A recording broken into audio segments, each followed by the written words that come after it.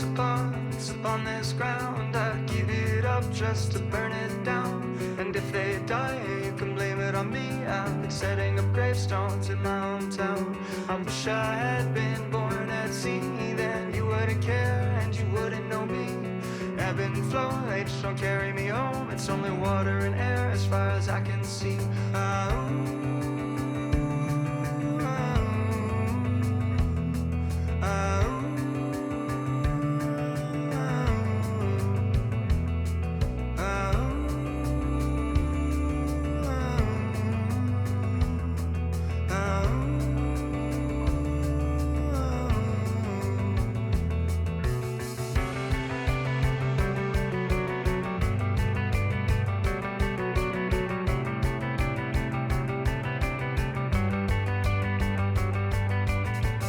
Time when you would let me know, because your words weren't taken by your indigo, and I could write it all down in a matter of lines to read back what we had from a previous time.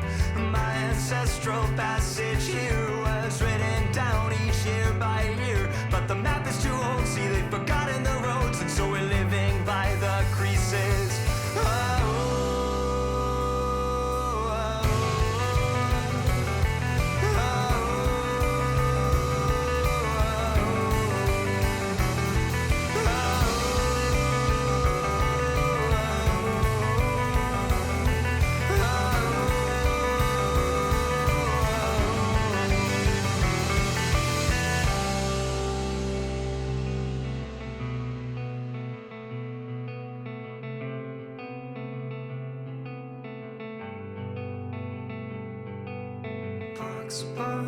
Upon this ground, I'd give it up just to burn it down. And if they die, you can blame it on me. I've been setting up gravestones in my hometown.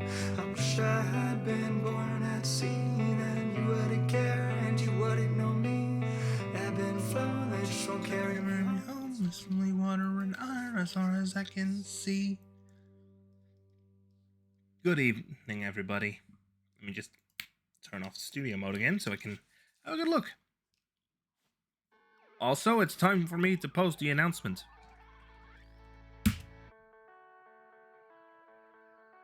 Oh, bam.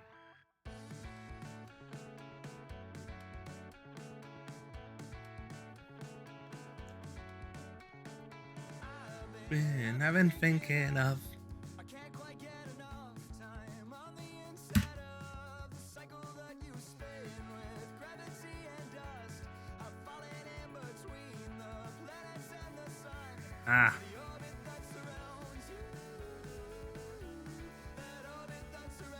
Where's the shameless self-promo? There it is.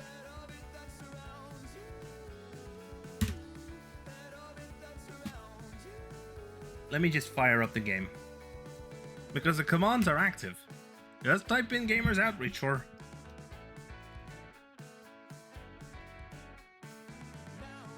Yeah, just type in the...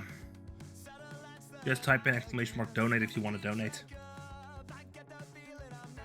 And make this number go up. There is incentives.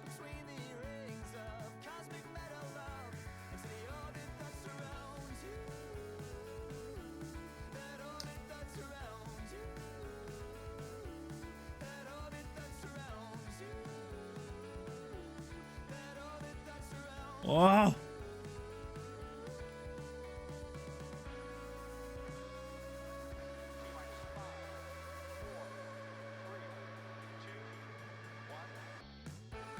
Oh, game is up and running.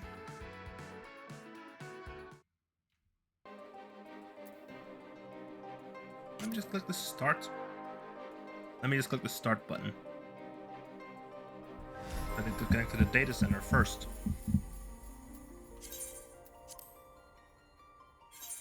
There we go. Server is currently congested. Players in queue, 19.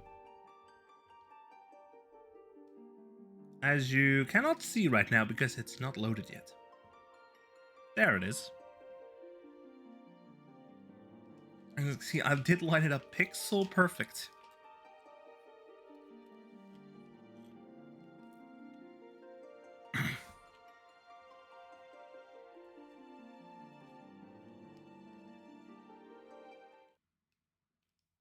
Boom, boom, boom, boom, boom, boom, boom, boom, boom, boom, boom. Alpha, no.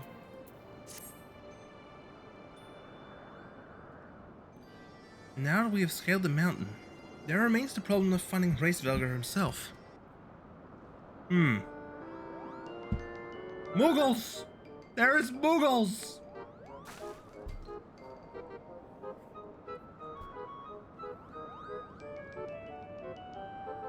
What manner of creature is that? Oh, that's a Moogle.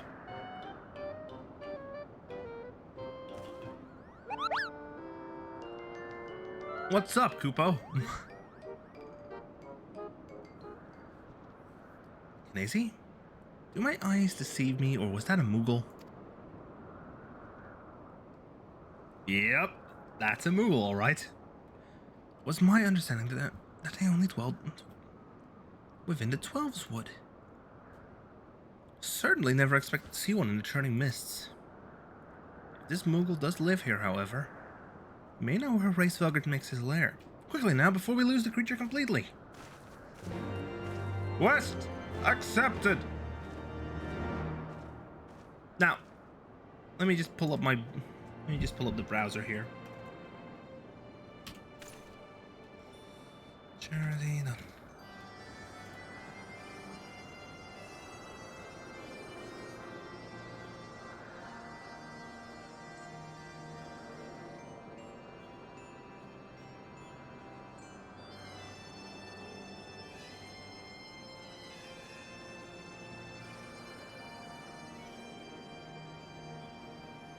Here, let me just...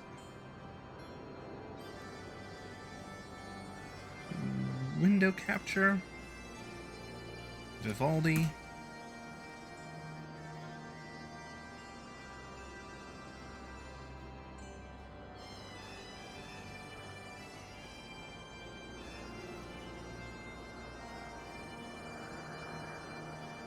As you can see, I have the incentives here. First up, for any donation, you basically get a thank you on stream. On the stream, at 5, I will add your name to the picture that I'm gonna post at the end of the event. It's gonna be a combination of screenshots. With 10, you get to force me to switch glamour plates. I currently have these these available.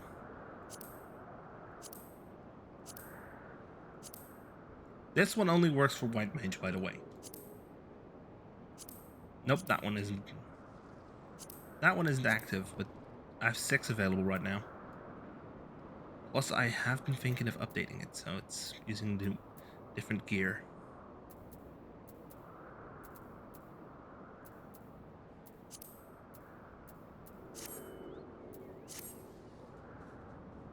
Woof! Nope. That wasn't it. For job look, there's also, as you can also already see, at a $20 dono, you will be able to force me to switch jobs. That might turn into a leveling stream. If you pick anything other than White Mage, or at least anything other than Ninja, because White Mage is still pretty low, as you can see. Oh, as you cannot see, because I have it covered. 51, 58. Samurai is at 50, so that one is also leveling. Archer is 7. Arcanist 1. Carpenter 31. And Weaver level 12. Botanist level 26. So there's a lot of choices there. And at 50, well, where's the duties? There. Journal, that's okay. I have to queue up for any duty that is available.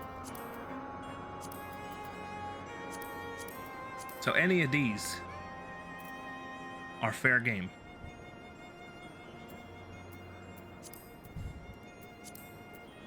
There's also these, the hard versions of those. And of course, D is free.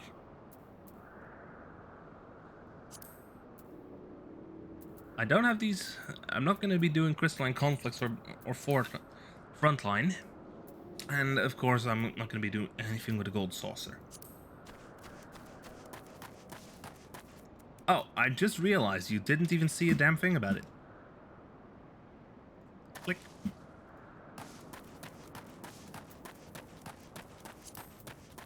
Anyway, yes, I'll just do these. Anything a Realm Reborn up to some owl on the...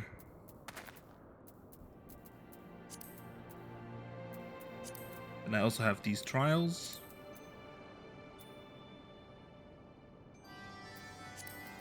Also, a Realm Reborn, these Alliance raids. Ah, he's gone! Lazy, we must widen our search. I see a thing. I see a thing, but I cannot reach it, I think. Welcome to Moghome.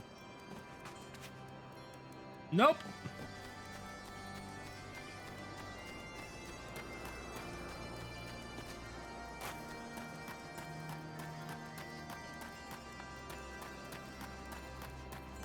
An etheric disturbance. The nearby air appears warped. You sense the concealing magic's are at work.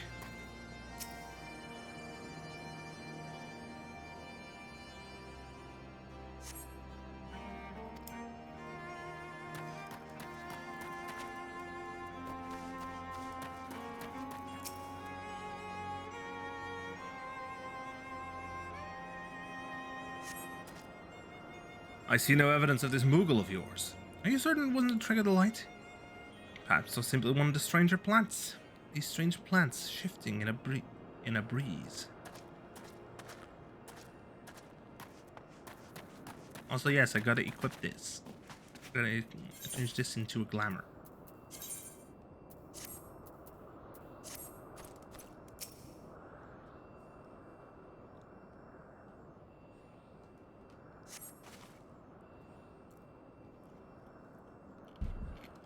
I have heard tales of these Moogles, but this is the first time I've ever laid eyes on one. They are rather adorable, aren't they?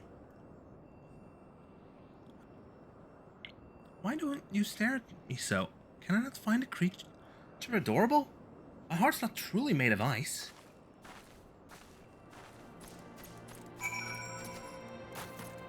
There's another etheric disturbance here. Berries.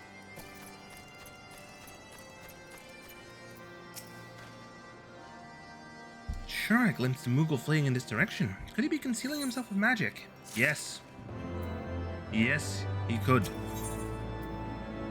Mountaintop diplomacy. Wait. Anesena, let's go. Katana, claymore, axe, bastard sword. I'll take the one for the samurai, but... Hey, Codster, how are you doing? Once again, you joined during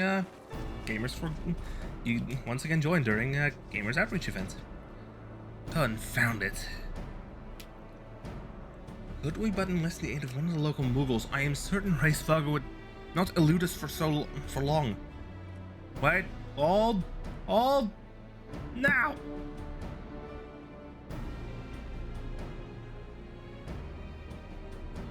What? Let me refresh this, see if it works. Nope, it didn't trigger. Let me pull up the browser, see if there's anything there.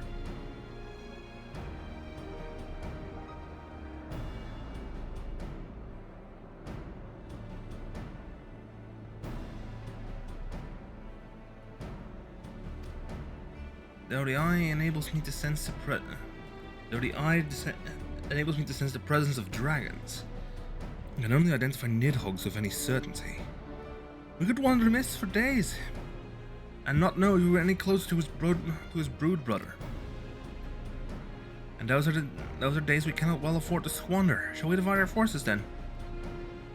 Lady Estelle, might I ask you to question any dragons whom you judge it safe to approach? Ah. You shall try, yet I fear the influence of Nidhogg's rage will render most of the Dravanians in the area deaf to reason. And what of you, Master Alphino? I have not yet given up on the Mughals. You cannot English today. Oh, it doesn't get. It actually doesn't get picked up on the mic. Good to know. Come with me to Gridania. I mean to petition the aid of the Mughals' kin in the Twelves Wood. And that big business of Mogulmog, I dare say they will be glad to help us. Assuming you have no need of me, I shall remain here. Nidhogg senses both the loss of his consort and the coming of the Eye, and his attention is firmly gazed in this direction. I mean to do what I can to hold his gaze, in the hope that it might delay any action against Ishgard. Thank you, Estinian. See you there. Nope, cannot hit the button yet. It's Estinian. Luckily, I can actually fast travel to Gridania for free.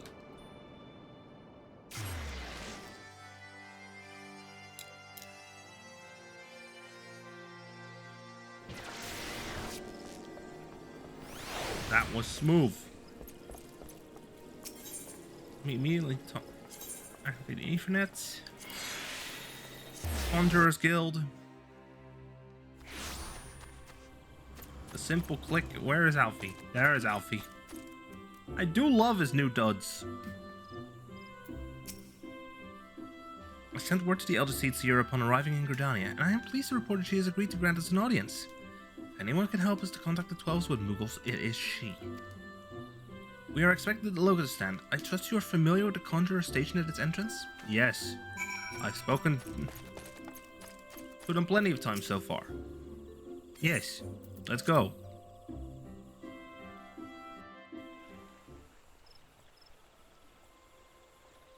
This feels like a spoken cutscene. Nope. I bid you welcome, friends. The Admiral spoke of having met with you, but 'tis no less of a relief to see you safe and hale with mine own eyes. We humbly thank you for agreeing to receive us on short notice, my lady, and thank you for all you have done for us in our absence. Would that it were solely to express our gratitude that we came to you this day. Alas, the tides of battle yet dictate our comings and goings. Elder Seer, we would beg your wisdom in a matter that may finally bring an end to the Dragonsong War. Speak on, friend. And so Alphino explained the whole situation. See. So you seek a means to contact these Mughals of the Turning Mists. Kupopo! I say Kupo!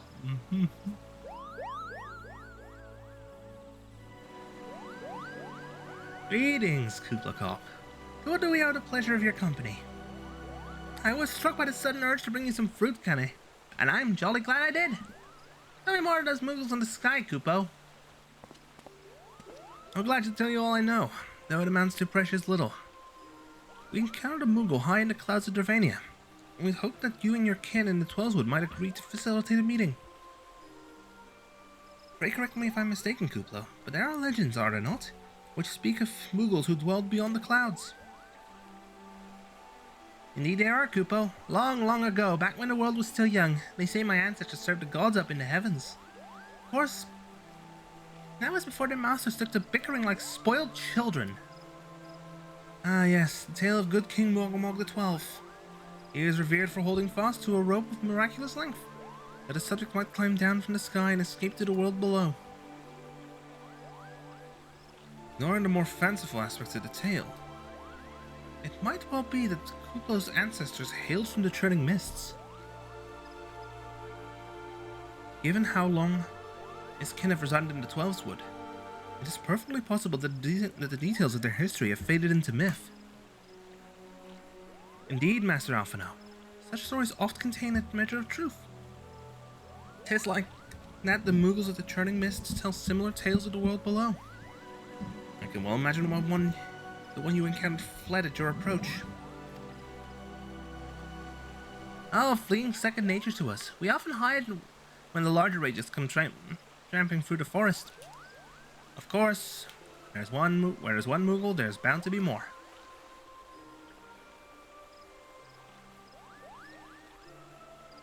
Which is why I've decided to take a trip to the clouds, Kupo. They surely won't be afraid to talk to me.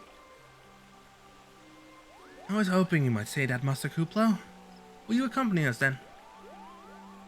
Just you try and stop me, Kupo. I'll admit, the thought of venturing outside the Twelveswood is a bit unsettling, but I can hardly refuse a chance to meet my distant cousins.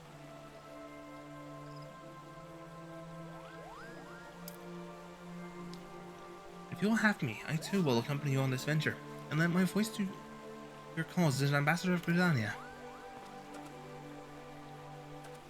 Oh no. Great! My lady, are you quite certain? How oft has our nation turned to the science of the Seventh Dawn in its hour of need? How oft have we asked the warrior of light to risk his... Oh, wait, that's kinda... How oft has our nation turned to the science of the Seventh Dawn in its hour of need? How oft have we asked the warrior of light to risk his life to save our own? Full many times, I say to you, and never have they refused us. Thus do I choose this day to offer mine aid to our allies, for the good of the realm. Is this not just?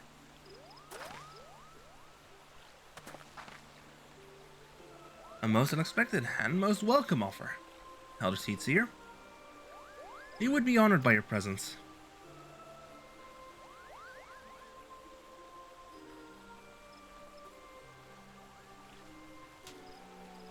Oh, great, we have some guards. By the way, if I look tired, it's because I am. Alfie? Alright, see you there. See you there, Alphino. Warp up to Mogholm.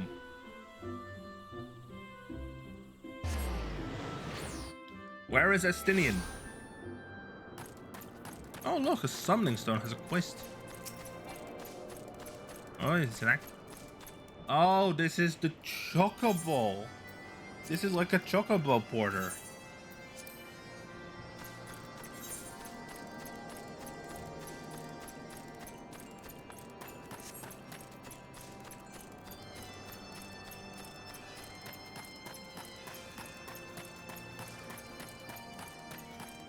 If you cannot English today, okay to lurk. Wait,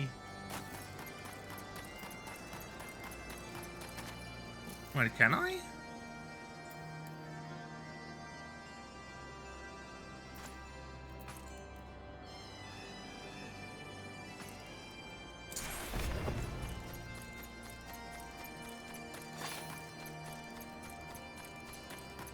Check if Vasil has something to say. Ah, Knazy, you're returned. How fared you in Gridania? Better than I hope. Racevoger's whereabouts yet elude me. Estinian, how fares you? Well met, warrior of light. Nidhogg has not stirred, but he watches us, unblinking. We have a delegation from Gridania coming. The Elder Seedseer herself answers your call? Then there is naught to do but wait. And so we waited.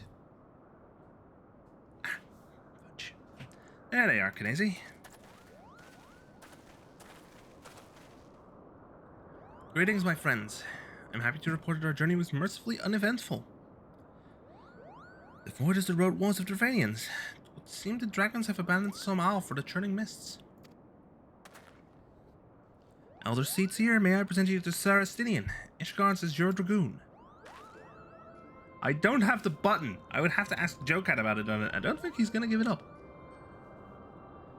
It is an honor to meet you, Sir Estinian.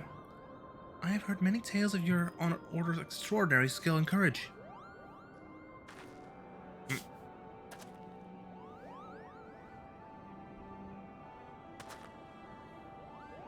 Good God, he's tall. friends, I feel it only right to inform you that we are not alone. The Mughals are all around us even as we speak, and I should imagine they are more than a little concerned about the horde of strangers that have descended upon their home. Mayhap now would be an opportune moment to introduce ourselves. Mog hop, mog hop. Dance! Is it spoken? This should serve.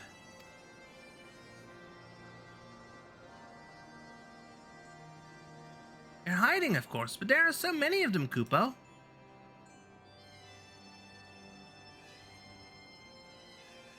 I am Kanesena. My companions and I have braved the long road from the Twelveswood to share words with you. On this, the occasion of our first meeting, we bring an offer of light and wind.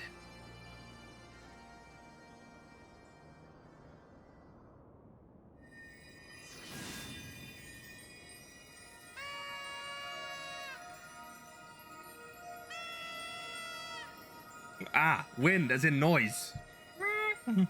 Oh, such a gentle and pleasant glow, Kupo. Wait, there they come. There's the Mughals. There are the Mughals. I am Moglin, the chieftain of this Mughal clan. Chieftain Moglin, it's an honor to meet you. Greetings, I am Kubla Kop, ambassador to the Twelveswood Mughals. A Mughal from the world below. Your hide is of a different hue, but that pom is unmistakable. I might need a moment here, Kupo. My companions are no less surprised to learn of your existence here amongst the clouds. I hope they did not startle you overmuch in their eagerness to make your acquaintance. Full well can I imagine your wariness. I am told men have not walked here in nigh on 1,000 winters. Mayhap you will forgive them your forwardness when I unfold to you the grave matter which first brought them into your midst. My companions crave an audience with the great worm Racevelger, that they might negotiate an end to the war twixt man and dragon. An end to war, you say? I trust you, Kanesena. The light of peace shines brightly within your soul. But I'm afraid the same cannot be said of your friends. To be plain, we did not hide ourselves because they were the first of your kind to be seen here in 1,000 years. Not only because of that. We hid because we smelled dragon blood. The skies are home to many, many dragons. While some crave peace, such as Racevelger, many others crave the opposite, such as Nidhogg. Suffice it to say, we are worried that the presence of your blood-spattered warrior friends will attract the attention of the nastier kind and invite destruction into our happy home. Now just a moment, Chieftain. Knazy here may have doled out the odd thrashing or two, but it's always been for a really good reason. He is a champion of the Twelveswood Mughals, and I'll not hear his good name slandered. Now, Ambassador, let's not ruffle each other's fur. I shall, of course, take your testimony into consideration. If I may, Chieftain, there is little room for trust twixt strangers. Might we not take this opportunity to learn more of each other?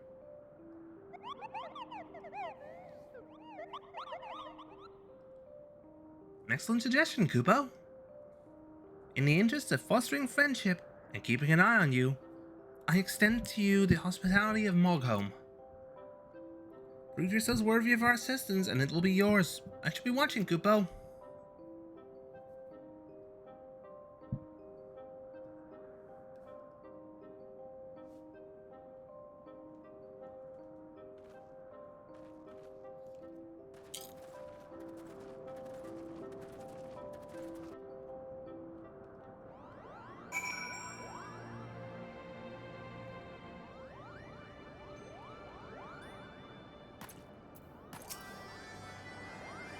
Are you surprised to see such a fierce-looking Mughal, Kupo? The Pomguard must defend Chieftain Moglin and all of Moghome. Mind your manners in front of the Chieftain, and don't make him repeat himself. Your tummy's gloopy or your wings are droopy. I've got a potion to fix that. Chieftain, it must be so... Tell me, in the world down below, do all of your kind look so different from one another? It must be terribly disconcerting. What was it Kuplo Cop called you again? Champion. Amazing. Oh. Your names are as odd as your appearance. Well, have you ever considered a nice Moogle name? Moglin is taken, by the way, Kupo. As are Moghan, Mogmug, and Mogwin. These being the names of the three wise Moogles who will administer the momentous challenges that I have devised to measure your worth. I call them the trials of trustworthiness. And take these trials, and we shall soon see whether or not you are worthy of our aid. Titanium Uchigatana, let's go. Let's talk to Mogrit. I have one of the most important and difficult jobs in Moghome. Watering the flowers, Kupo. You cannot put too much, and you cannot put too little. Truly, it is an art form. Have you ever seen such a splendid flower, Kupo? I water it every day. Can't wait to see it grow even more.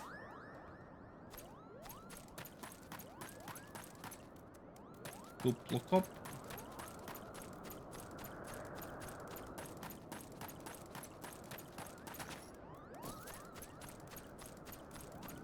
There's a muddled Moogle. As Maestro Mogwin finishes his latest piece, I can hardly wait to see it, Kupo.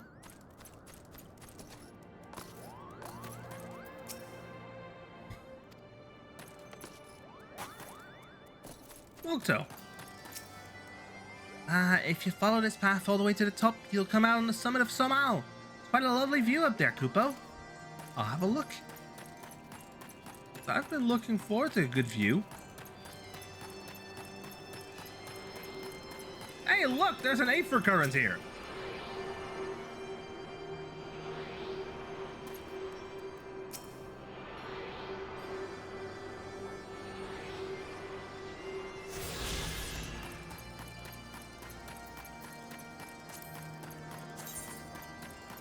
That's 1 of 4.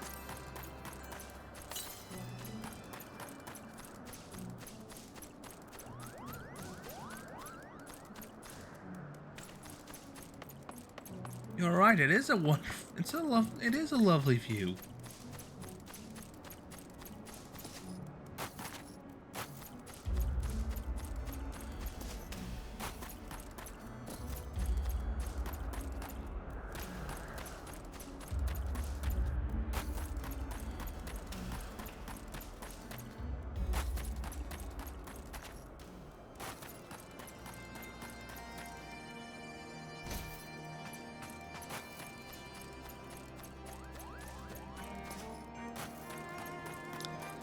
Yes, I did just tank that fall. I did not expect our travels to bring us to a Moogle village. I wonder if a similar settlement exists somewhere within the Twelfswood.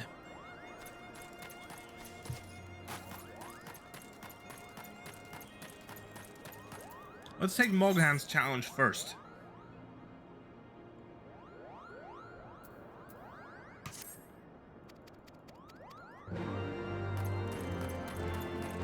Sprigs of Cloud's Breath.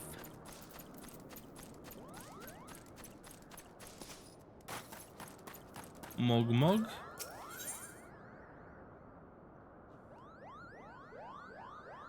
That takes a Bard.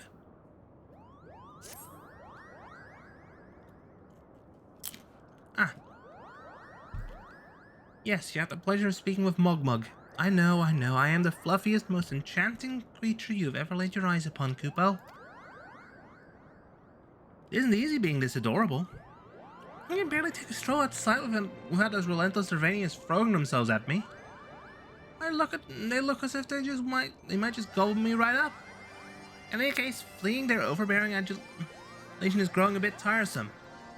Your trial, sir, is this. Find these ardent Archaeosaurs and slap some manners into them, Kupo. Perhaps a firm smack on the snout will teach them to appreciate my charm from afar.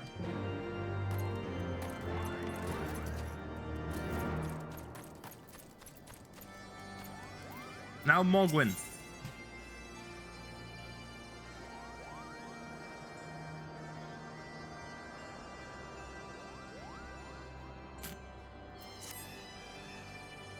Mogwin's the name and art's my game. When it comes to painting, there are none in Mogham who can match my talent with a brush, Kupo. Which is why you have come.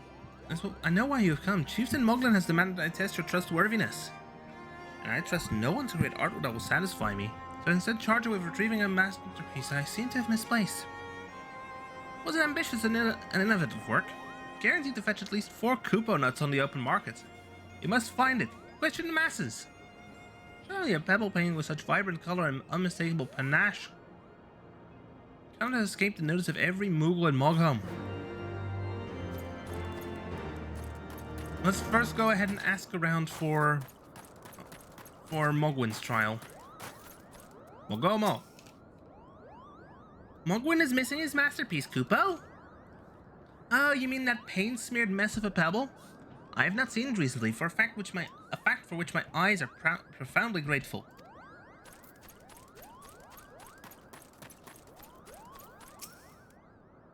Maestro Mogwin has misplaced his masterpiece, Kupo? Oh, happy day! If I am the Switzer in finding it, I will soon have a genuine Mogwin for the price of a little perspiration. Honestly, who has 4 Kupo nuts just lying about to spend on such luxuries? Oh no, I may have just triggered a timer. Octo!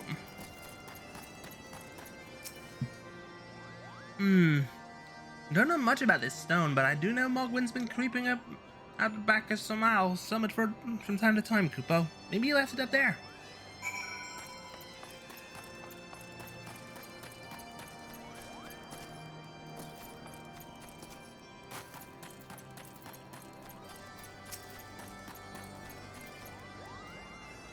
Well, what'd you find out, Kupo? Ah, yes, now that you mention it, I do seem to recall leaving my pebble out in the sun to dry. Second part of your trial commence. Go, adventurer, and treat my masterpiece to some art-starved admirer swipes this stone for himself.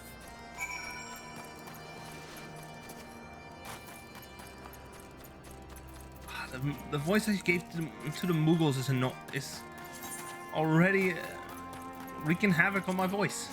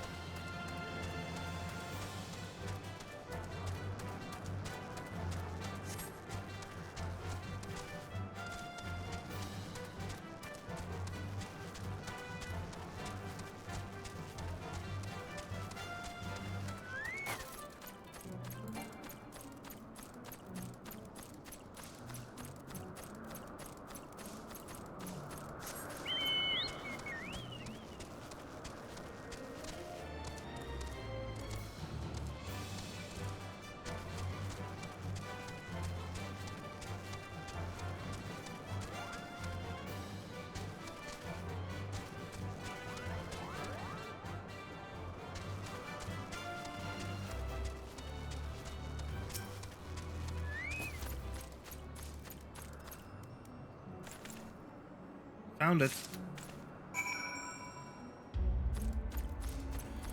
So now I need to go up and over there for... Oh, I think I need to should have gone outside first. I have to go around the other side.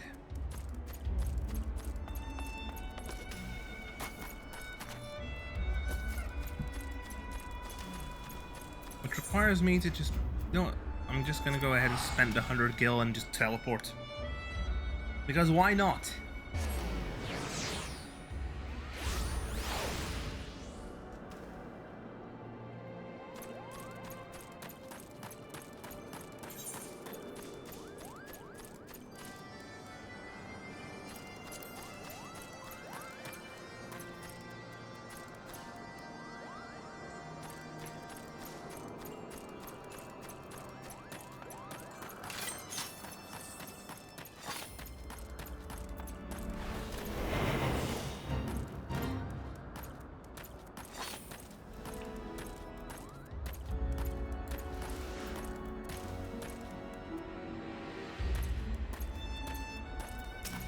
You know what? I'll just go ahead and clear this space real quick.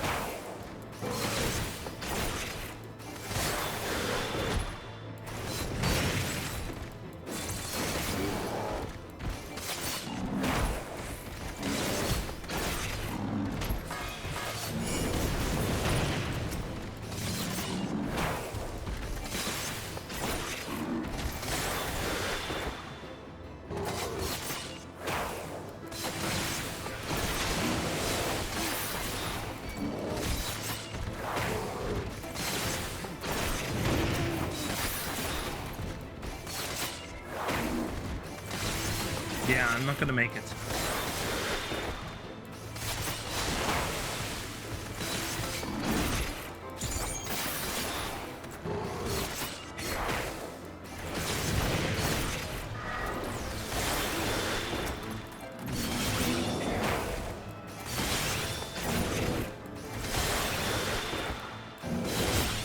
One,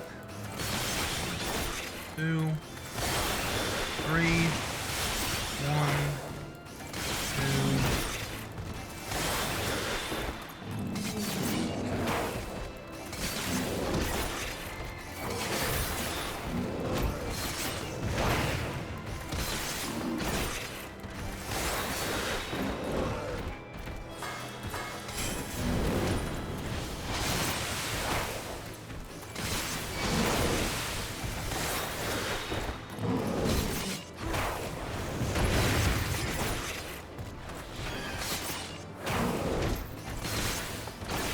I am literally the only one in this zone, I think.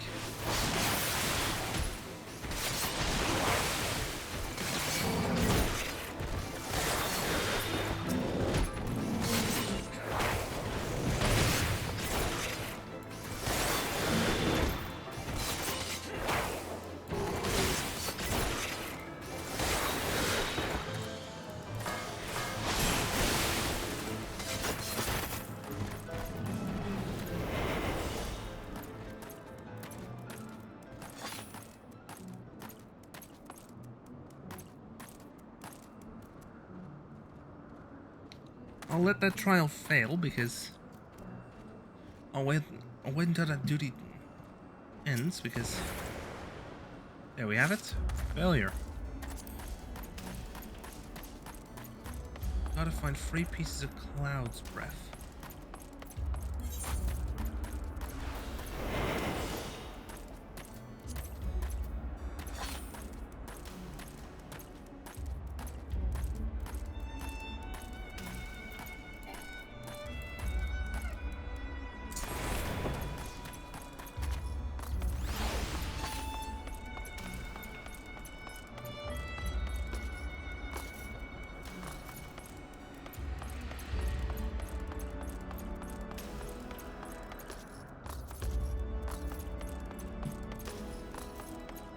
Yes, I do in fact Skyrim my way up.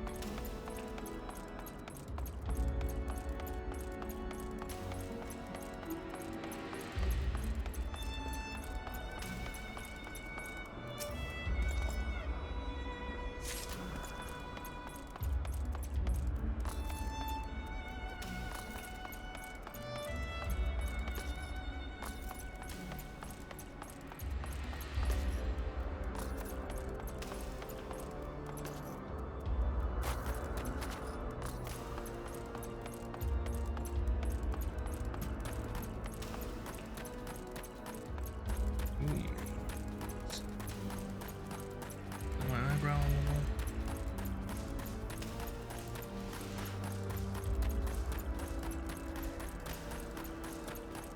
No Cloud's Breath here.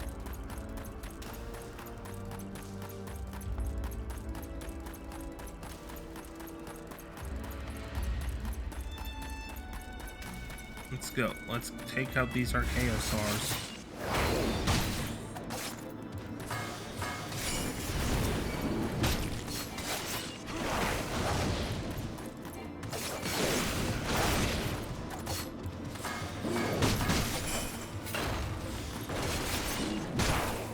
Here, have it.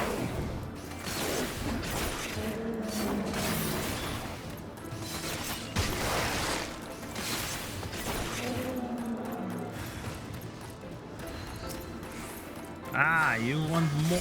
There's more of this.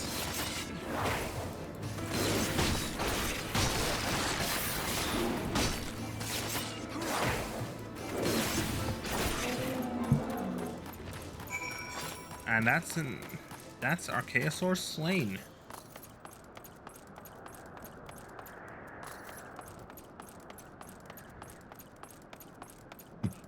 Now, where's that third bit of Cloud Breath? It's not here.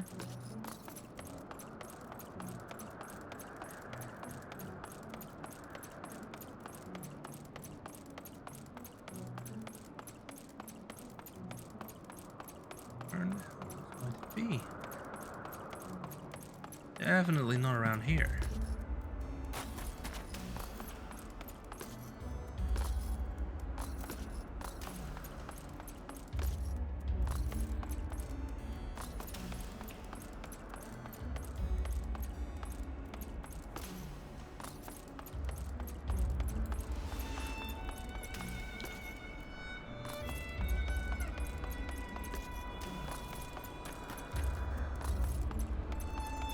Wait, unless I got myself stuck again.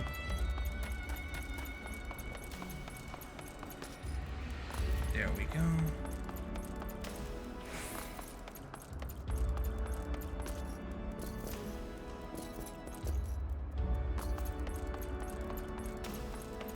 Unless I was looking in the wrong location.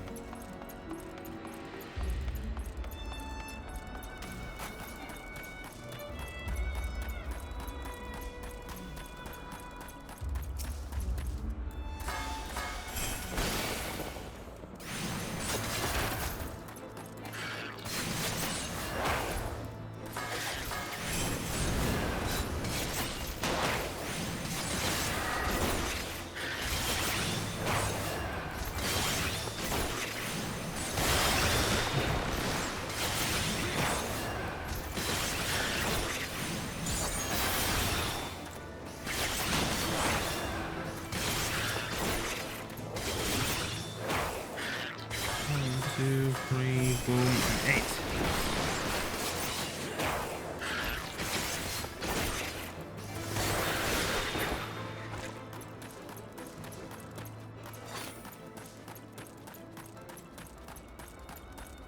Where is that last?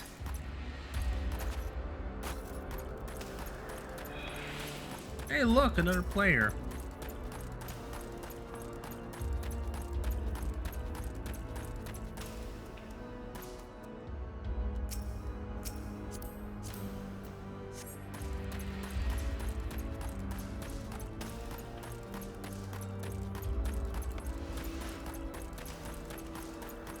Suncat.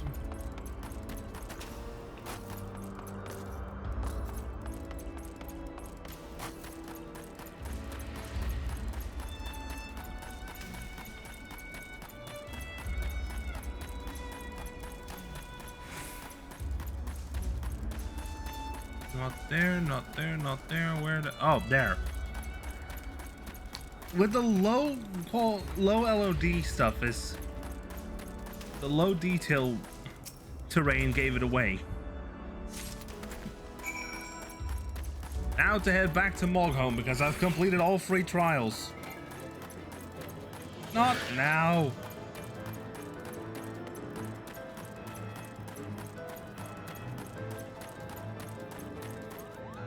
What's up, Mugsy? Continue down this road and you'll get to Hassa. My friend Mogmont's guarding the entrance there. It takes a courageous pawn to stand guard with all the Skylords about, Kupo. Mender of sticks, emptier of purses. Mender of sticks, that's the repair. Yes. Emptier of purses.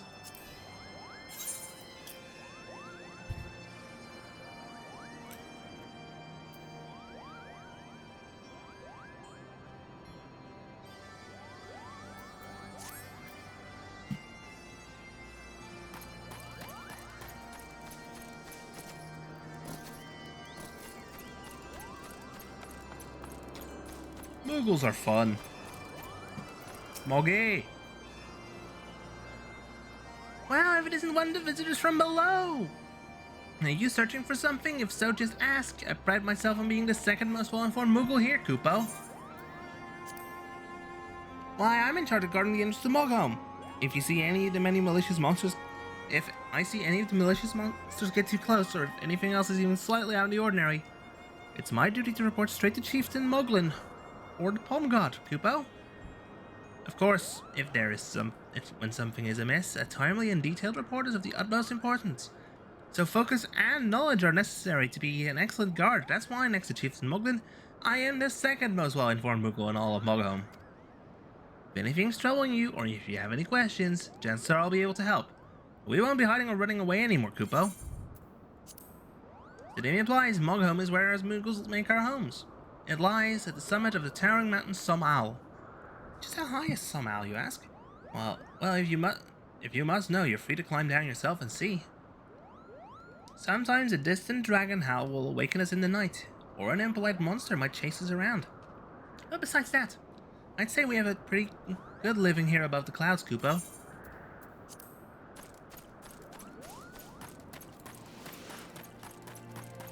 Time to hand in the quests.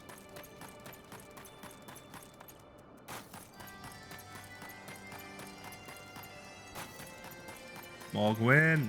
Hey, it's Estinian. The Fury take these ridiculous flying rodents. Now, Estinian.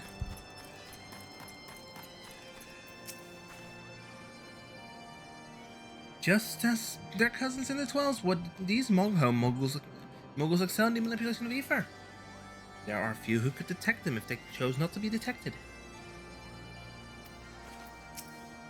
Warrior of Light, we have not spoken since the trouble with good King Mogomog, and I would proffer my apologies. Had I not been bound by my duty to protect the Elder Seedseer, I would have stood with you against your accusers in Ul'dah. I owe the Elder Seedseer my life. My duty to protect her surpasses all other concerns. What does Alfie have to say? I did not expect our travels to bring us to a Moogle village. Oh, wait, that line has already... I know that line exists. Mogwin! You have it, Kupo? Is my masterpiece safe? It looks like shit. An ordinary rock watch with extraordinary color. What that color represents, however, you cannot discern from any angle. Yes, this is my work! This is not exquisite. I call it Contemplations of Zenith. Thank you, sir. I can exchange my art for these delectable Kupo nuts. Chief Moglin will hear of this valorous deed. I'll take the dark chestnut rod for White Mage.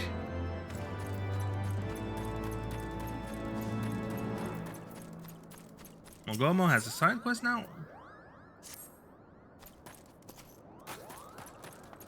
Mog. Were you able to humble any my Dravenian devotees? Wonderful, you are as capable as I am captivating, Kupo. Still, my precious perfection does not accuse those louts from pursuing me so mercilessly, their tongues lolling and bellies rumbling. The Dravenians and their ilk have much to learn about the acceptable acts of admiration. I agree.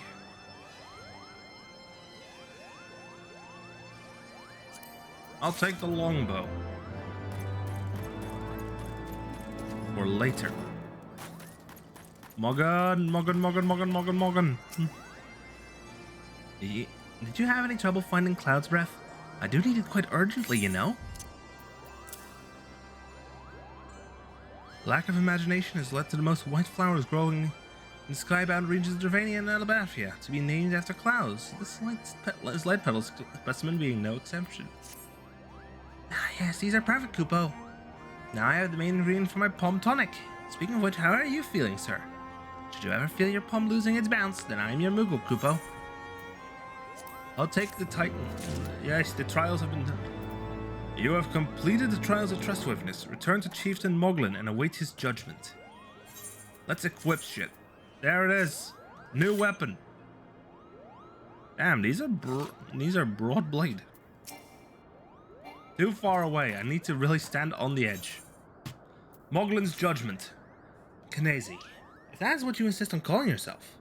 You have completed the trials of trustworthiness administered by the taskmasters Moghin, Mogmug, and Mogwin. During these grueling tests of character, I have closely observed your conduct, as well as that of your companions. And I am decided, Kupo. Gather your friends before me now, so that I need not repeat myself needlessly.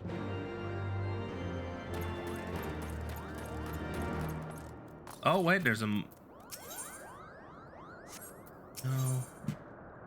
Mogra is in desperate need of a bath. Yep. Are these trials over then? My tasks have been little more than household chores.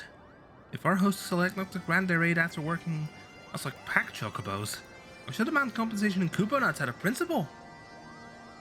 But I hope it will not come to that. Let us hear a chieftain's verdict, shall we? I'm gonna loop around because I'm gonna make a little loop here. Estinian, how go your trials, warrior of light? I myself have been sent on a number of expeditions to chastise the local dragon population. Did not their chieftain wish to avoid inflaming the Dravanians?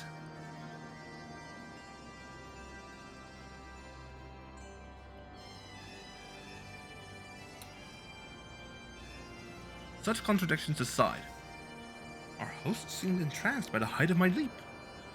They compared me to Mog, a lance-wielding Mughal warrior of Eld, who also favored such attacks. It was meant to be a compliment, I expect, but I doubt these furry lumps could outleap a caracal lamb, much less a dragoon. Conclude your business here swiftly, Casey. I like not this place. Don't be a dick.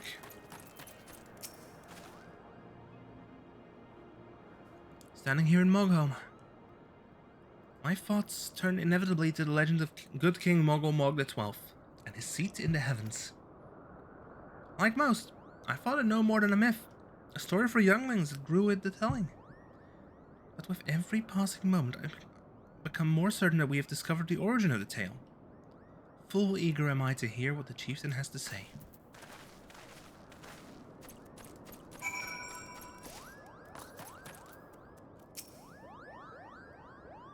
We've become such friends, Kupo.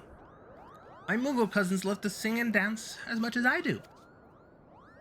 Chieftain Moglin has finally come to a decision, has he? Well, I suppose I'd better flutter over and see him then.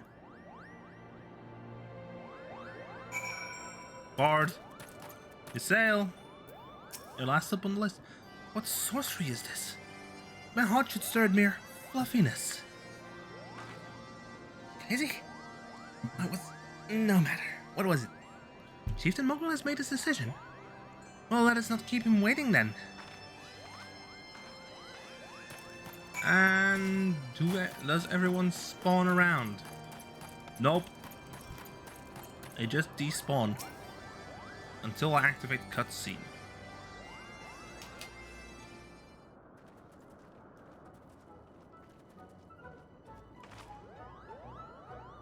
Never have I seen such determined workers, Kupo.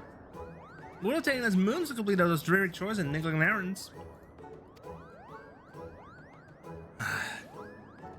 Of course. And our labors have proven the purity of our intentions, Chieftain.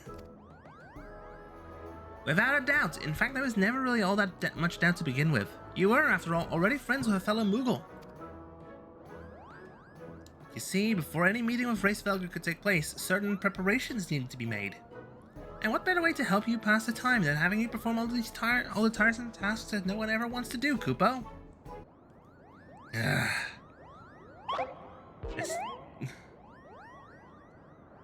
Estinian, hold your temper. Oh dear, the horde! Bring out the horde quickly now!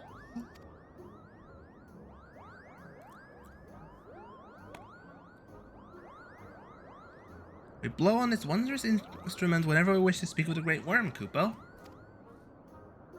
We haven't perhaps been treating it with the care it deserves of late. I think Morgan may have sat on it, so he needs some time for cleaning and polishing and straightening. No lasting harm done, though. Now you need simply head to Zenith, the worm's dwelling to the west, and give the horde a good toot. Do in fact toot it. We are in your debt, Chieftain. Thanks to your noble gift, we shall finally have a chance to plead our case to Race Velger. Very possibly, yes. I wouldn't get my hopes up too high, Kupo. The old worm isn't terribly fond of, Our concern is appreciated, but I'm quite certain that Race Velger will welcome our overtures.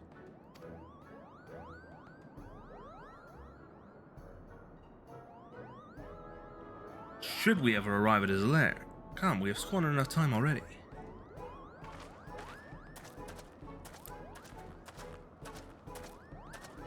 Estinian, you...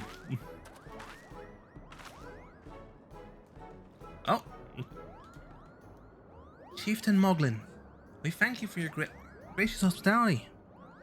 Though we must soon take our leave, I pray that we may continue to nurture the shoots of this new sprung friendship betwixt earth and sky. Of course, Kupo. Come visit us whenever you wish. Consider Mogholm your home amongst the clouds.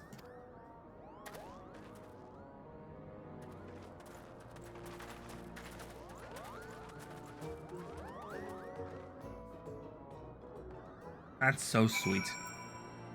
Morgan has the quest completion. Thanks for the help, Kupo. I doubt I would ever have found time for all those rotten chores. Hey, it wasn't my idea. If the chieftain had spent a little less time sitting about and more time chieftaining, things would never have gotten so messy in the first place. He was the one who sat on the horn, by the way. But now all errands are done and the horn is fixed, so all's well that ends well, eh, Kupo? Next quest, leaving Mogholm. I expect you to be eager. You're eager to be on your way. Did I mention your friend was looking for you, Kupo? If not, Alphino is looking for you. I'll be waiting just outside, stretching my wings. Let me know when you're ready to depart. There's a side quest. Margaret's in desperate need of a bath. I gotta slay Hropkins for that, and they're over there. I'll leave that side quest for now until and to the best of my knowledge, we have all we need for a trip to Zenith. And I believe the Elder Seeds here in the retinue will soon be making the journey back to Gridania. It would be remiss of us, I think not to convey our gratitude to them prior to us going our separate ways, shall we? This is considered a sanctuary, so I am going to go ahead and put on the uniform.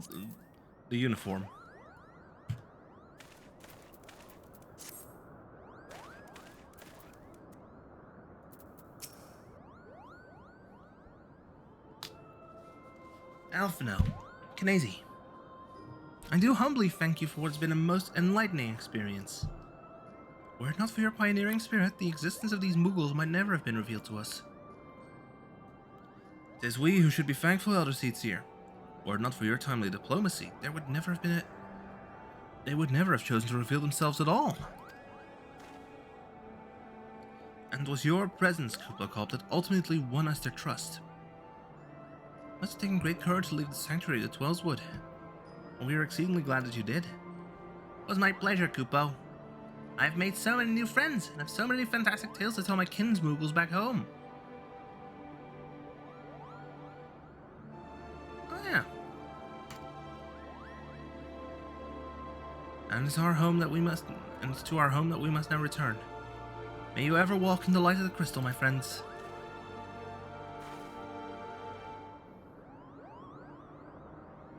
Safe journey, Elder Seedseer. We too must be on our way. Grace Valgor awaits.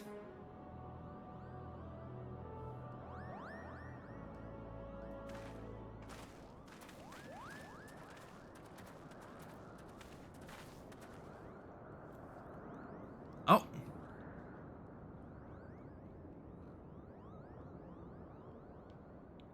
Warrior of Light, pray attend closely to your companion, Sir Estinian.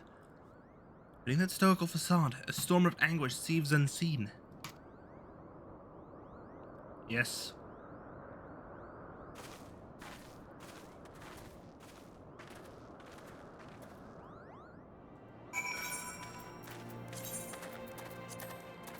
And back into uniform.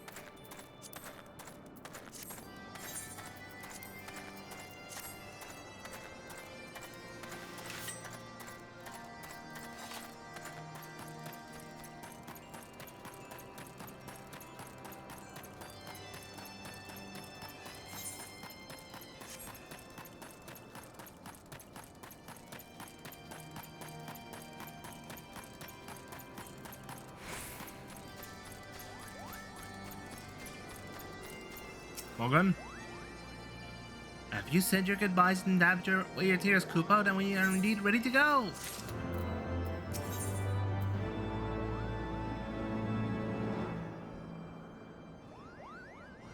Skull jacket of scouting, that's good.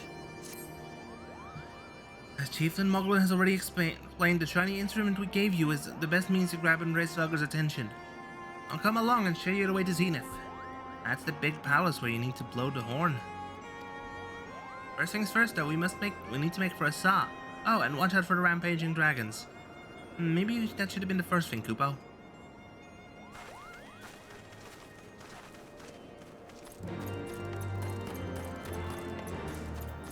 Mugsy has a quest. What you got for me, Mugsy? You aren't thinking of heading towards the saw, are you? Best watch yourself if you are. Our KSL stuck the road looking for an easy meal. If only someone could drive them away, Kupo. Oh, you seem the type for dragon hunting. Why don't you slay free of the Archaeosaurs and open the road back up for Moogle traffic? Once the deed is done, let Mogmon in a saw know.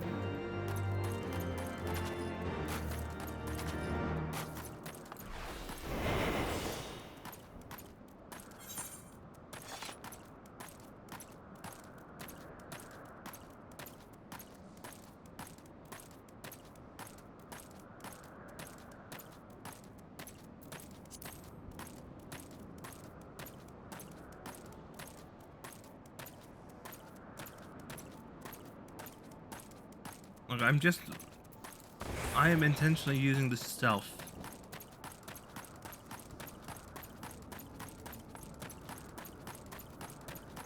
Oh boy, we have dragons.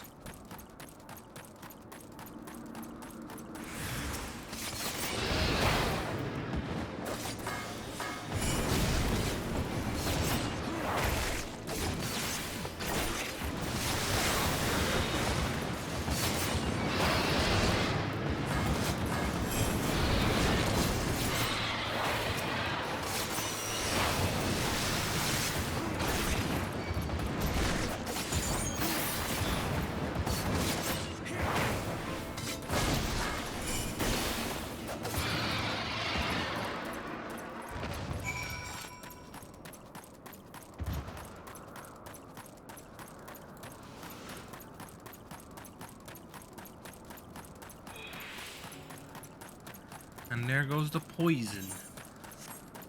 Poison for Cusco. The poison specifically meant to kill Cusco. Cusco's poison. Slay Archaeosaurs on the road. Let's... I can solo these.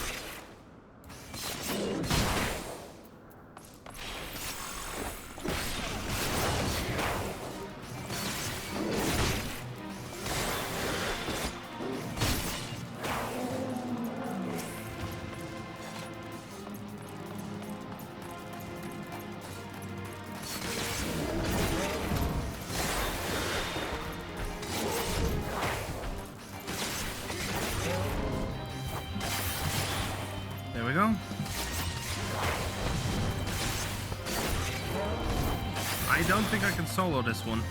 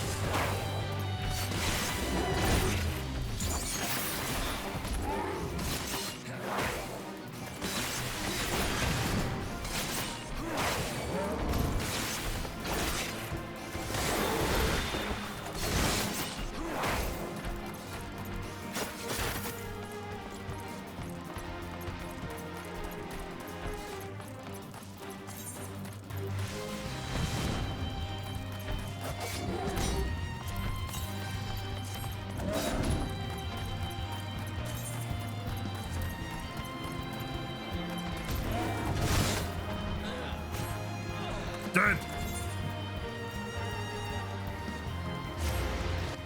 I'll have to reuse the... I'll have to use the Aephorite.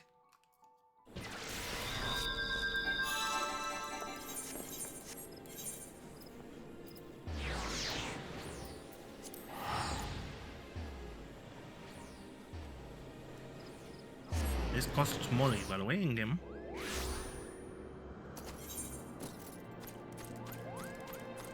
It's a currency that cannot be earned outside of the... cannot be bought outside the game, so you have to earn your way to be able to use the teleports. Chimnichangas.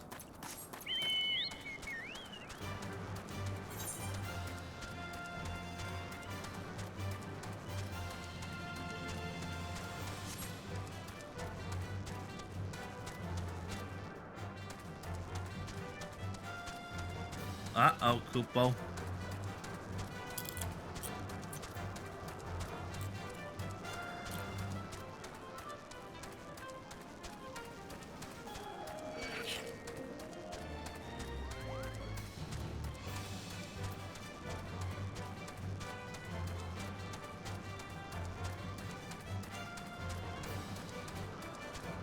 There we have an Archaeosaur.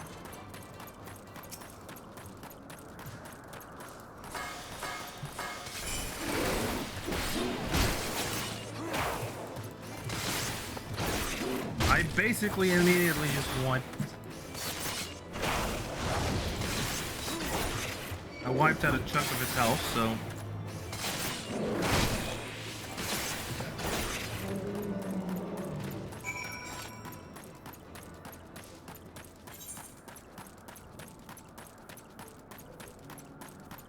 I should probably make my way up there to slice him.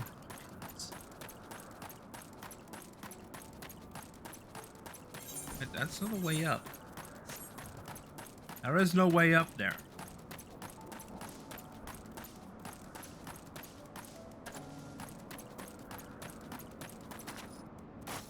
Way up's around the back, I think.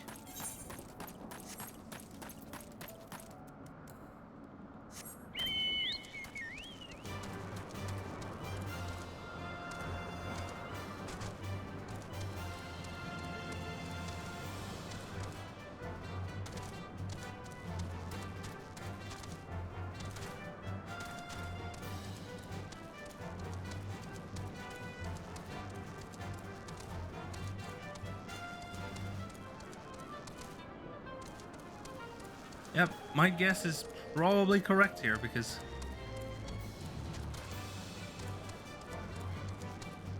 Clay Hopkins. Bingo.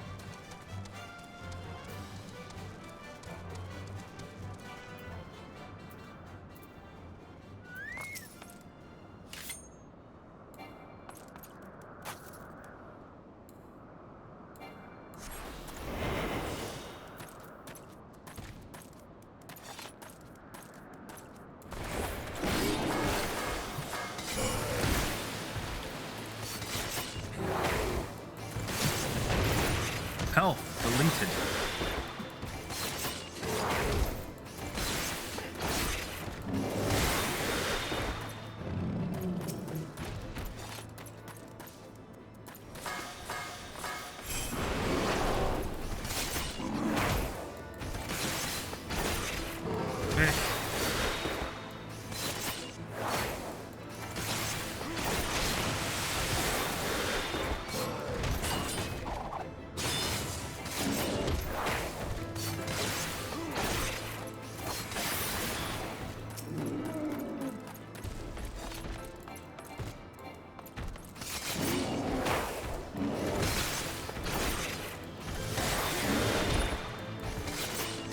There we are, just deleting the local ecosystem for the Mughals.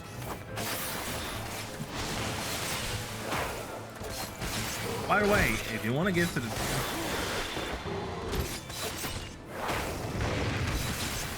If you want to donate, just type in the command. Here, I'll do it on... There, that.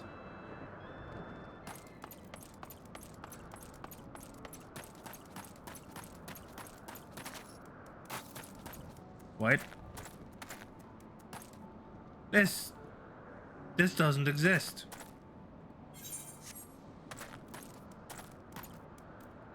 Oh, it's something that's moving.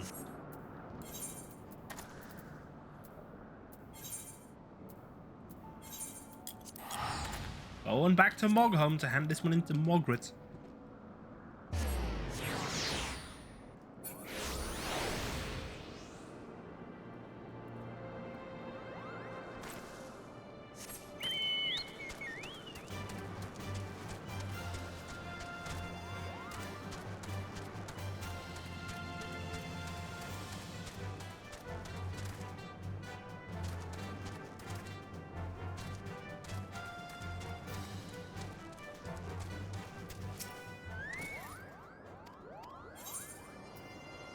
What?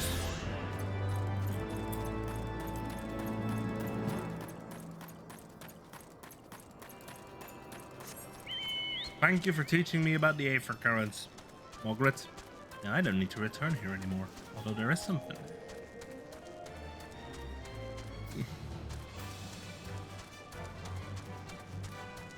Or at least return here for a while.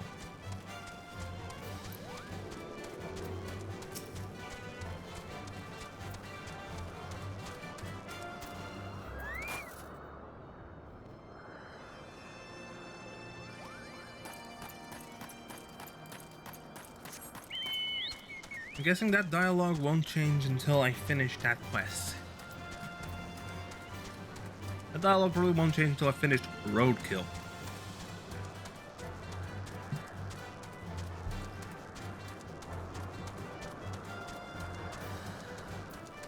Zoom out as far as I can, and then put it at this angle.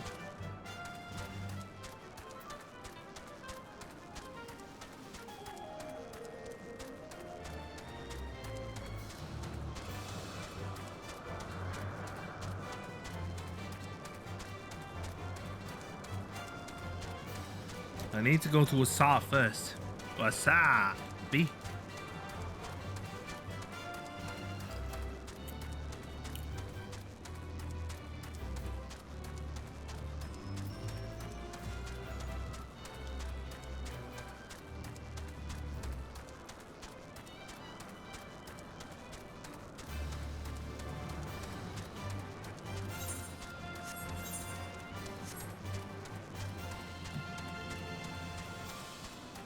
Yep, there we have it. I've unlocked a new land here. Let me check the compass. To the north. That way.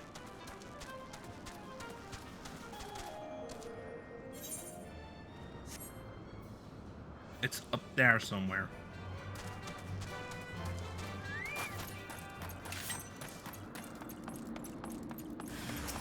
Come on then.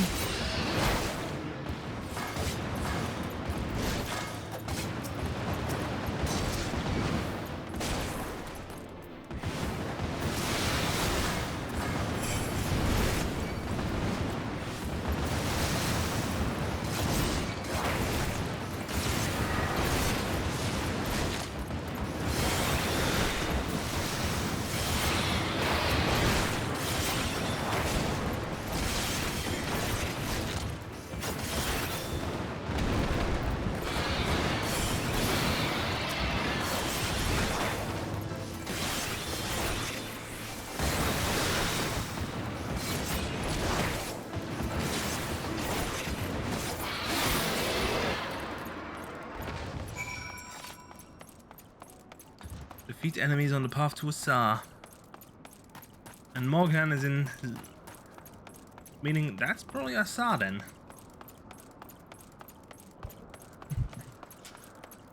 Wait, I see a dragon. Yep, moss dragon.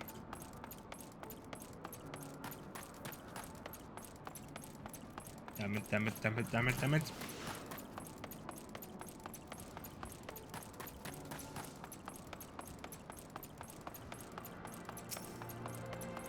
Tap the summoning stone.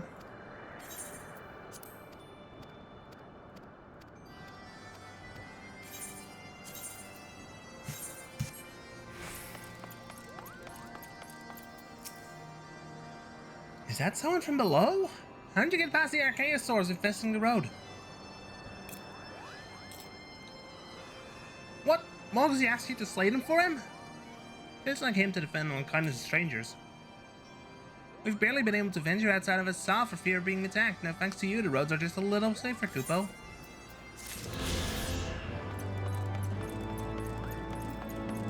And there is an A for current. Now you wait a moment, Bogson!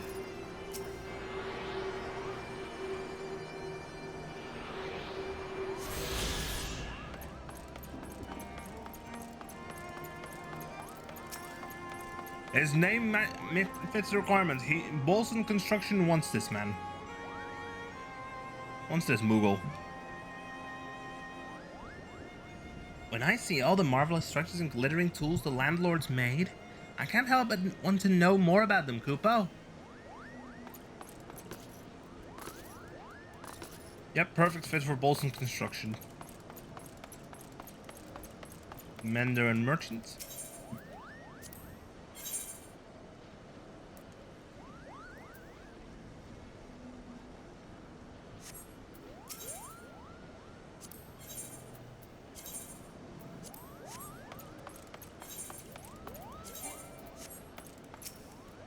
Smoke pep.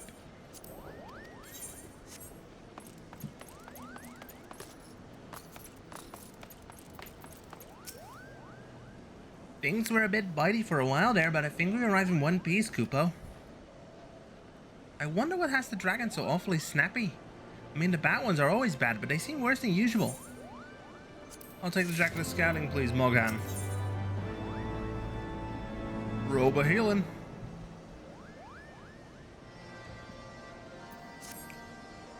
We seem to have a small problem, Kupo. When the winds are high like this, Trace Velker invariably abandons his lofty perch and heads to the lands below to hunt. If you tried blowing the horn now, I doubt we'd hear it. I suggest we stop at the clearing up ahead and rest until the wind dies down.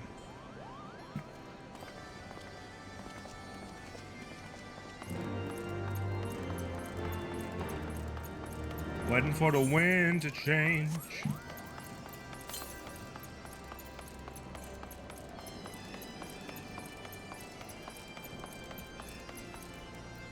Hello, Skylord. Hello, shitlords.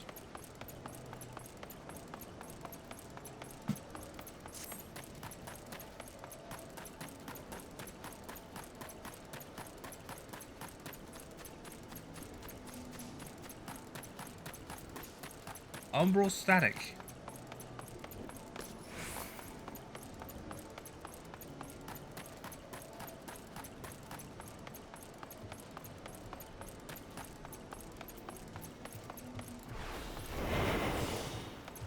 Amphipheres.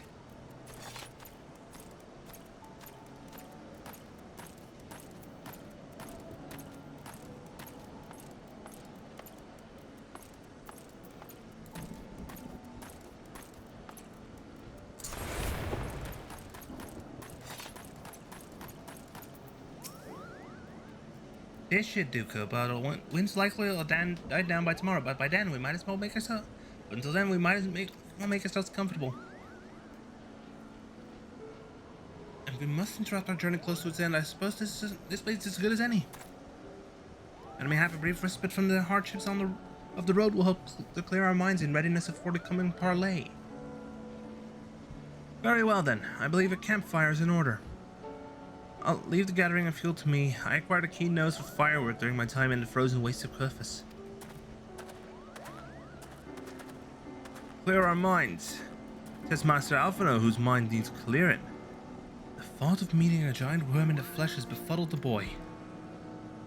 Did you see him stroll away as if these ruins were crawling with deadly beasts?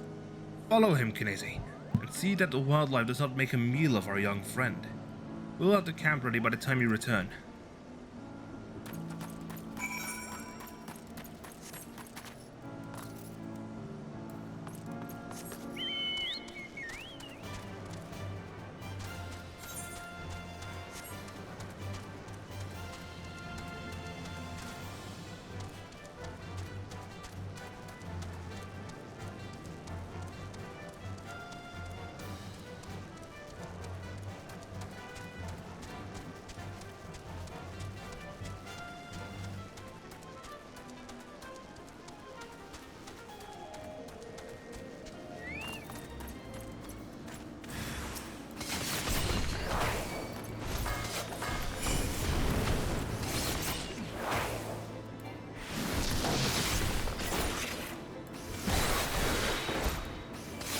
1,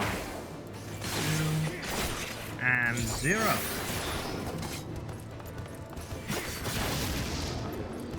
Look, you lower shit lord, I don't want to deal with you right now.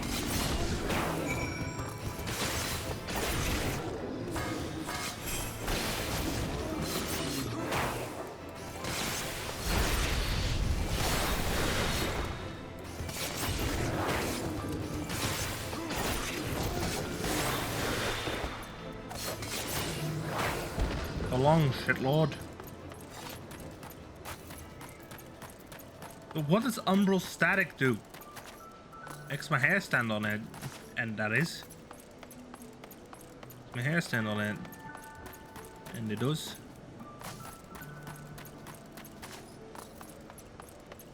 Stay here.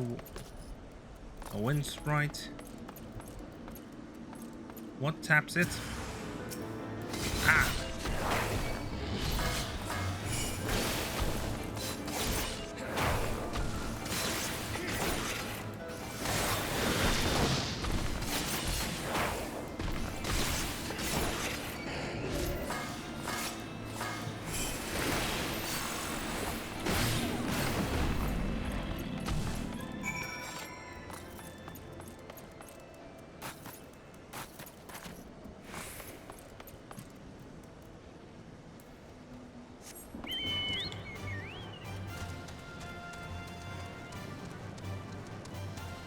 Alfie!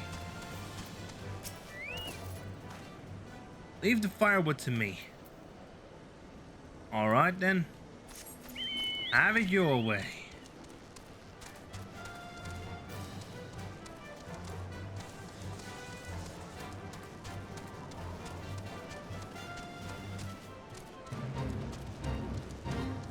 I am not dealing with a fate here.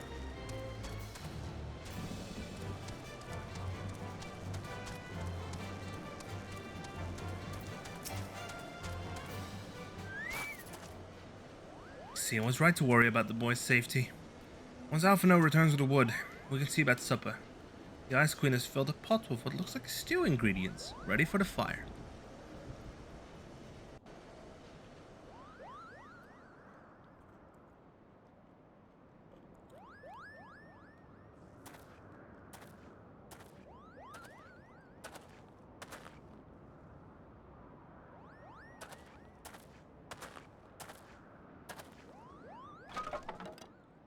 Botanist.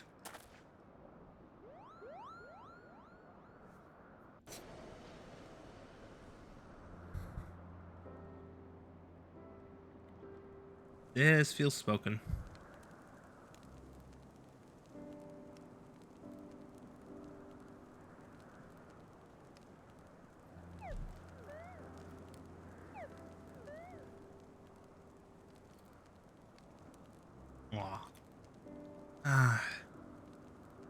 Few things compare to the simple pleasure of sitting beside a crackling campfire of one's own making.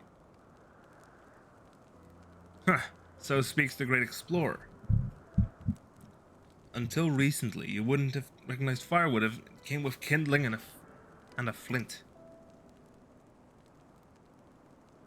As well, you instructed me so patiently then. But yes, left to my own devices, I would have been compelled to signal to a shelter with a pile of damp leaves.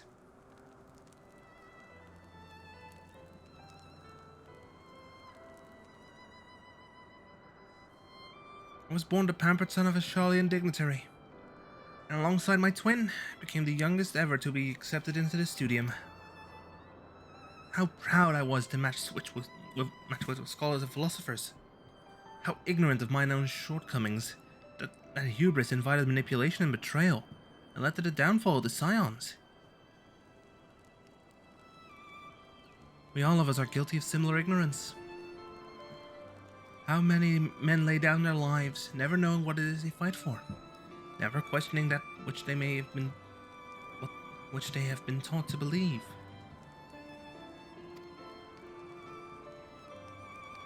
It was only upon meeting Race Velga that I learned the truth hidden within our history. Were it not for that chance encounter, I would never have vowed to tear down the Holy See and expunge the falsehoods with which it fans the flames of conflict. I would have lived and died in ignorance. That the truth has driven me to do terrible things I cannot deny, but I would rather sin in pursuit of peace than imagine myself virtuous for perpetuating a needless war. If this journey has taught me anything, it is the importance and difficulty of holding one's own convictions in the face of failure, striving always to replace one's ignorance with knowledge. You are well on your way, Master Alphino. At your age, I was but a fool swinging a spear, with scarcely a thought in my head. Even now, I struggle to acknowledge the misconceptions under which I have labored. Sitting here, amongst these grand ruins, how can I deny that man and dragon once lived in peace? For all that such an age existed, we are now in a time of war. Nidhogg killed my family, and no quirk of history will exonerate him. Maybe I wouldn't have how the Dragonsong War began, but if we do not put an end to this conflict now, I can say for certainly it will only breed more vengeful souls such as mine. Oh wait, I didn't. Alfie's voice instead of Estinian's. In my hands resides the power to vanquish a great worm. If Ishgard's survival rests on me wielding that power, I will slay Nidhogg myself, orders or no. Estinian, you gave your word. My word is contingent on the success of our parley. Show me the strength of your convictions, Lady Iceheart. Convince Hraesvelgr of the righteousness of your cause.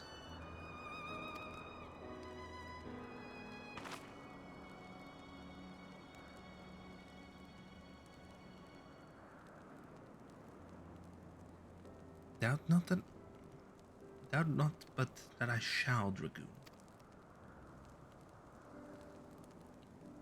Well, wind's willing, we shall have our answers on the morrow. Let us sleep now and face our fate with the rising of the sun. Good night, y'all.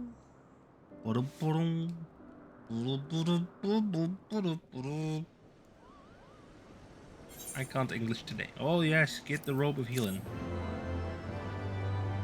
Oh.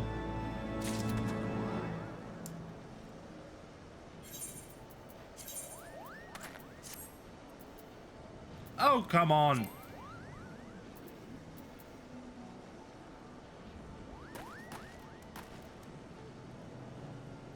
It must be one of these fits again, huh?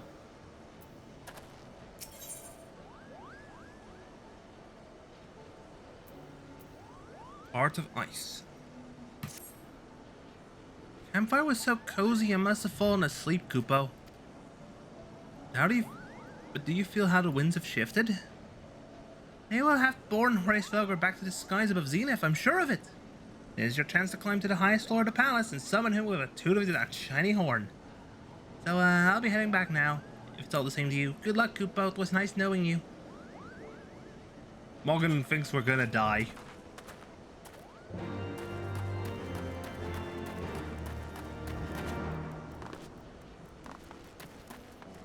Also, check the weather. Still umbral static.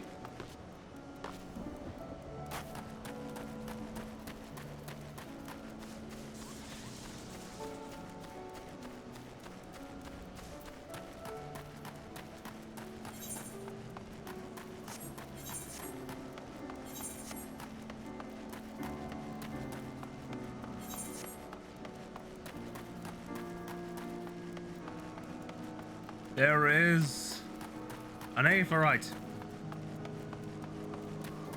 And a stone.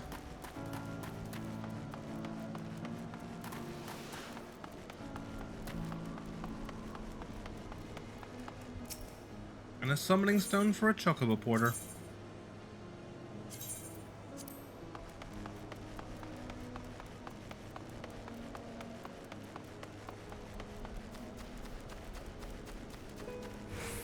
quick attune to it.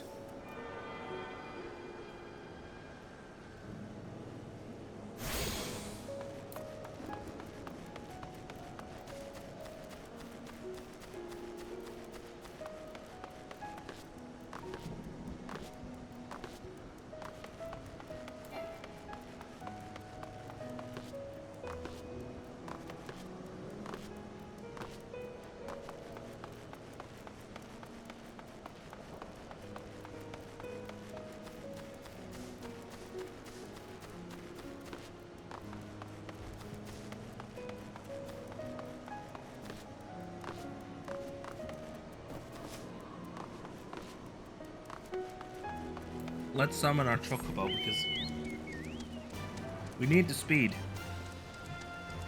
Although we would be missing out on an interesting piece of music.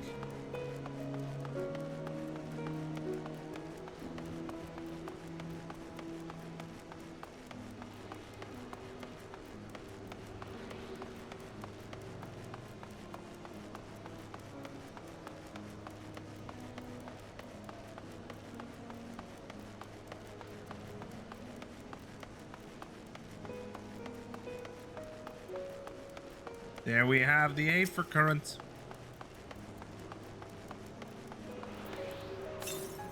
Yep.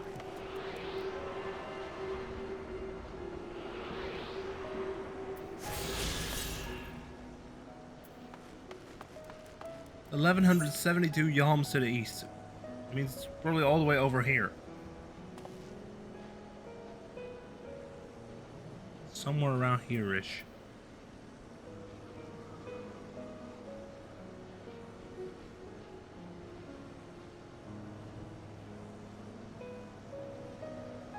Say it, Tullyhand.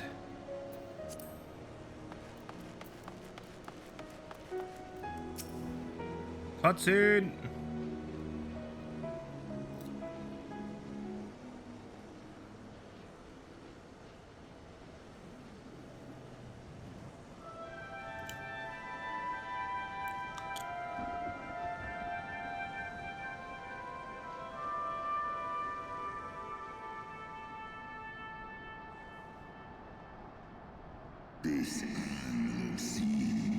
Mortals, why do you disturb my solitude?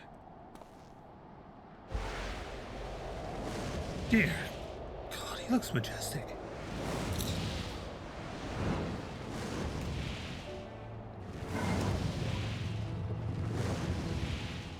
He is a long boy.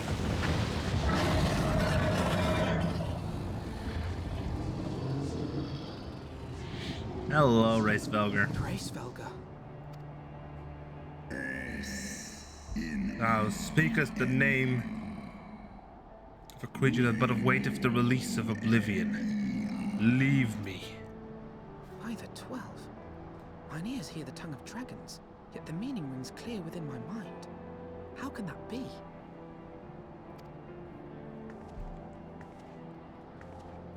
Racevelger. Do you not remember me? 'Twas I whom you found in Dravania. I who glimpsed the truth. The truth about your past. About Shiva.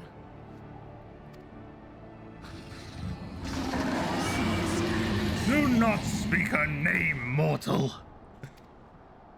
But speak it I must. I have summoned Shiva's soul from the beyond and offered myself as her vessel. She has made her heart known to me. Yeah, she hasn't. Foolish girl. Thinkest thou my beloved spirit hath descended from the heavens? That the secrets of her heart are thine to know? I have surrendered mine to her. Do you not see, my love? I am Shiva reborn. Gullible fool! The light but illuminated the past for thee. It did not grant thee omniscience.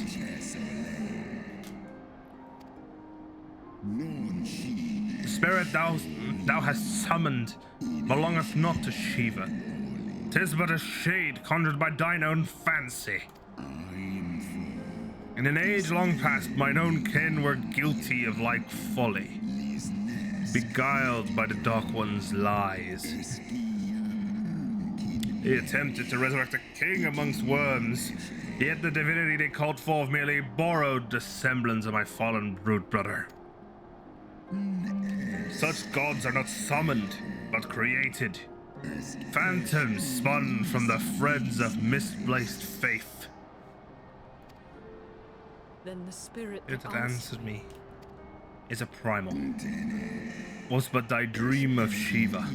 Thy soul hath been corrupted by a deity of thine own making, child.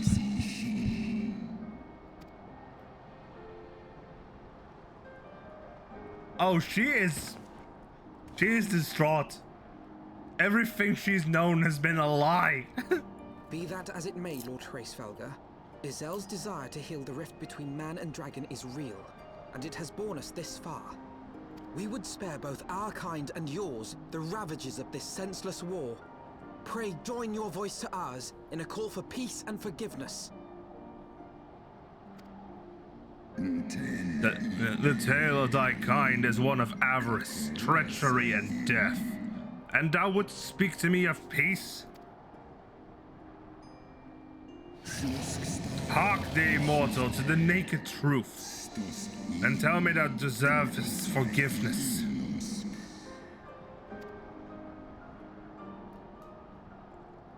It's time for a flashback. 1200 years ago, my beloved Shiva's sacrifice served to bring an end to the war twixt man and dragon, paving the way for an age of peace and cooperation. 2 centuries of harmony were to follow, during which time the Elezen learned much about us, not least that the eyes of a great worm are the wellspring of his strength.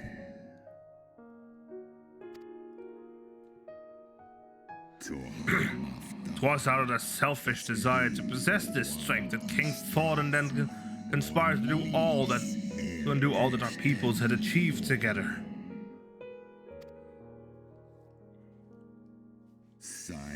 With the aid of his leal knights, that most noble of Elezen lured my brood sister Ratatoskr into an ambush, and took from her which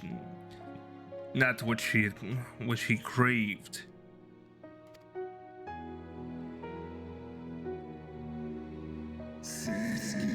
Fain would I strike the image from my mind, yet still the scene doth linger of my brood sister's tattered corpse, defiled by her Elezen allies. I had torn out her eyes and feasted upon them in the manner of wild beasts. And yet that was not all. From their bloody banquet, the fiends gained strength beyond that of mortal men. Even now, I labor to comprehend the enormity of their betrayal.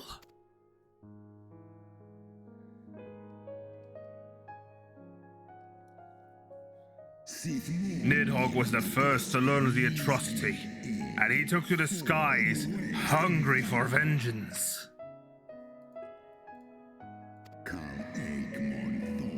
But though he slew Thordan and some few of his knights, their fellow butchers knew only too well where to aim their spears. And with now practiced savagery, they set about my brood brother, sending him flailing from the field. Such is the truth the Holy See would keep hidden. Such was the beginning of the Dragonsong War.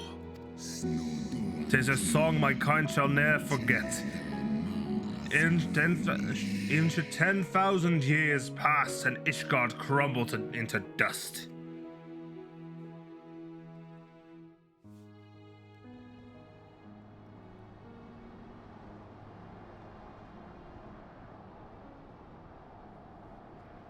Oh, it's... Your tale bears scant resemblance to the one I was taught. How convenient that it should absolve your kind of all responsibility. But tell me, Dragon, why should I believe your version of events? Estinian? What thou choosest to believe is immaterial. The betrayal that yet haunts mine every waking moment is no less than the truth to my kind. And Nidhogg meaneth for Forden's people to suffer for this sin till the end of days. That spirit thou imaginest, a war of extinction, is but a punishment, a siege of the spirit. Hast thou not seen those who tire of the torment, those who abandoned their own and side with dragonkind? Ishgard's so-called Called heretics. Know that all the traitor's progeny bear a trace of Ratatoska's essence, but a single sip of our blood is enough to awaken it. Then the The seed seed lies lies within within us. us. It's for this reason that those who abandon their loyalties are rewarded with a drink. And thus they are transformed to join the ranks of Nidhogg's ever-growing army as newborn dragons. One by one, through death or defection, my broodbrother shall account for all of the betrayer's children. Ye gods, I have borne witness to such a transformation. Looked on as a heretic assumed the shape of a dragon. I imagined it some manner of Dravanian enchantment. But if any Ishgardian, Guardian. regardless of allegiance, has such potential within them, 12 forgive Give us. us. To Think of all the dragons we've slain.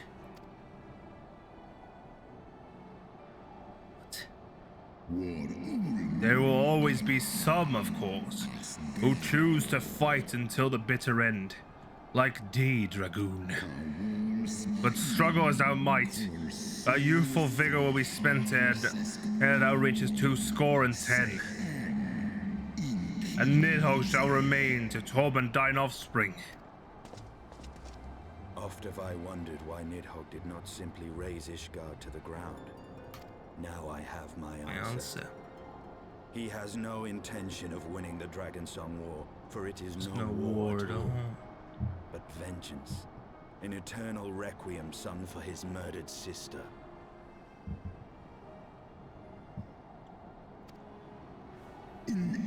Thou hast the right of it, Dragon Slayer. Comprehendest thou now the futility of thy quest? I have not come this far only to admit defeat. We can still return the eye to Nidhogg and beg forgiveness for our ancestors' crimes. Mayhap our words will sway him. Stubborn child, thou thinkest in mortal terms. Our perception of time is too broad for thee to grasp.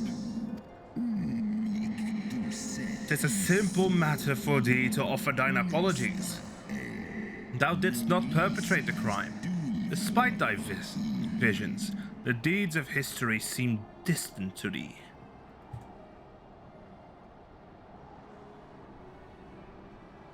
It doesn't budge.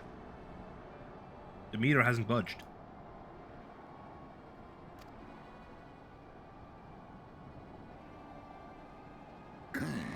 For a worm such as Nidhogg, however, that history is yet part of his present.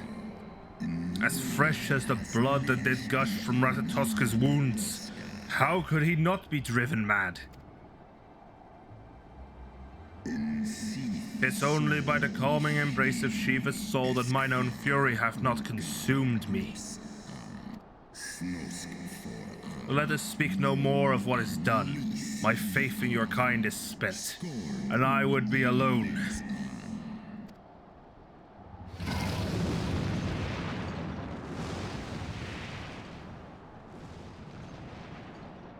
Well, that means no assists.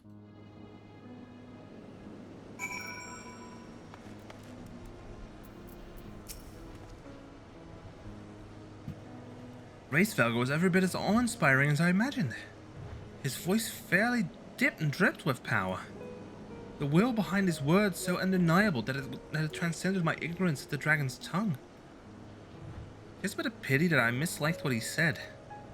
So far did we travel, even unto the very heavens themselves, only to be dismissed like unruly children, and far from mitigating this humiliation. The hidden truths we learn serve only to prove that our grand mission of peace was destined to fail from the first. Nothing will deter Nidhogg from his course. Let's rouse us to scouting.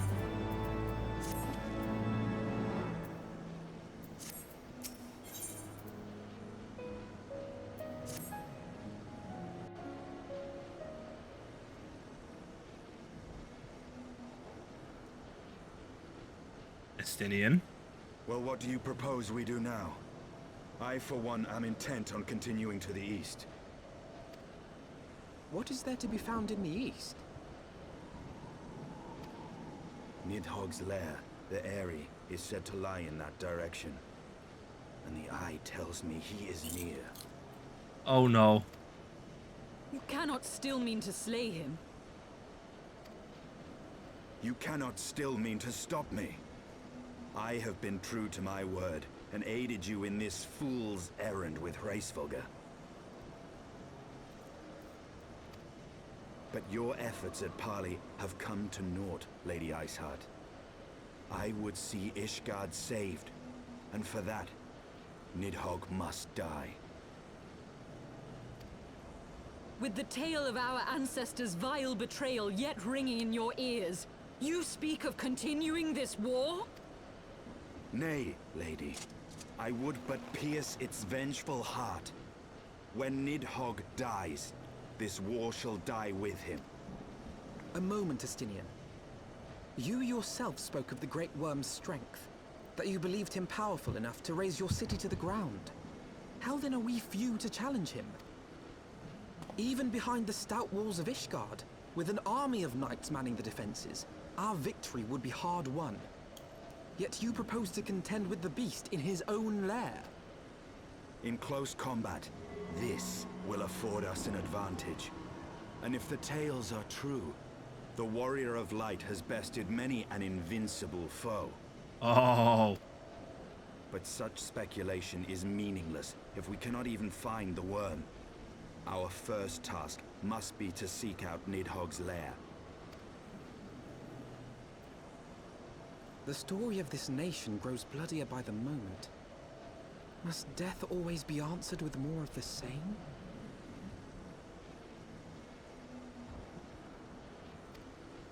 Such is the way of things, I fear. I shall consider it a miracle if mine armor is not It's not stained stained crimson ere this conflict is ended.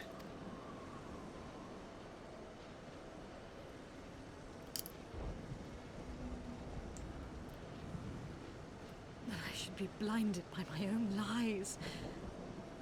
Everything I believed, everything I thought I was, gone. All gone. Leave her. Your words will not reach her now. And we have not the time to wait for her to gather up the pieces of her shat.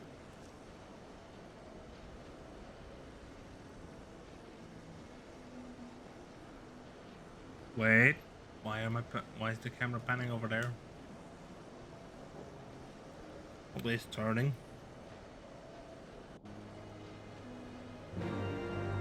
Quest accepted. That was jarring.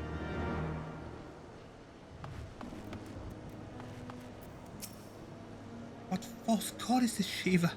What manner of phantom have I welcomed into my heart? Oh, you poor soul.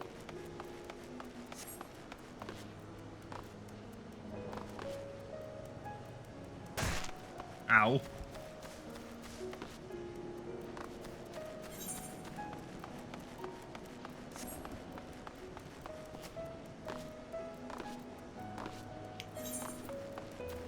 Ouch, ow, my knees.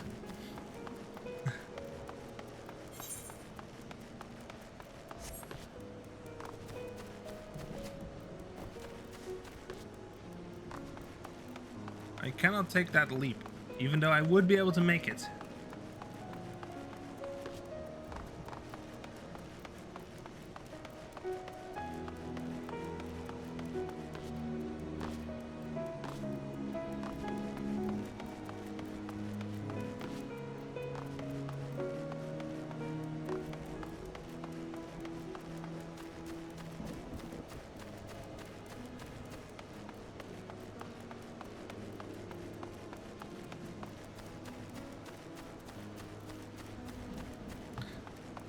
I now need the buttons. Or Astia, it is not good.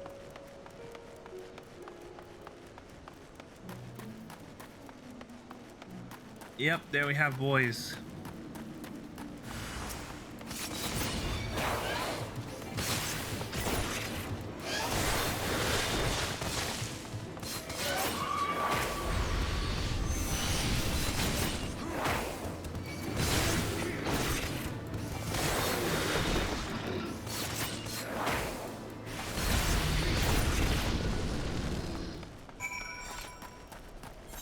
Aren't you guys fire, lads?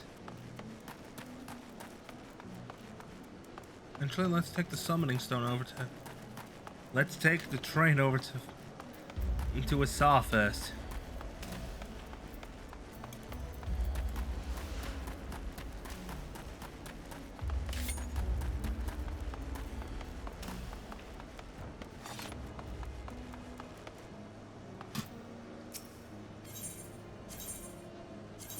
$120 gil.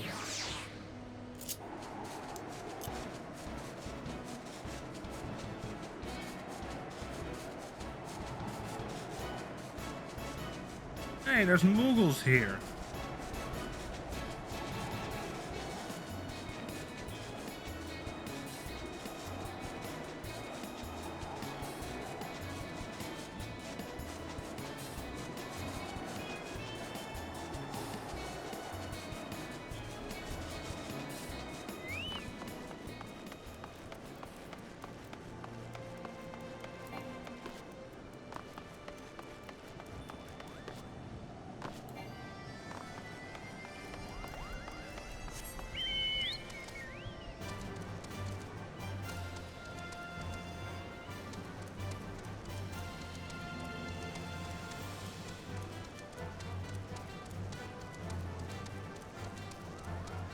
Mogmum.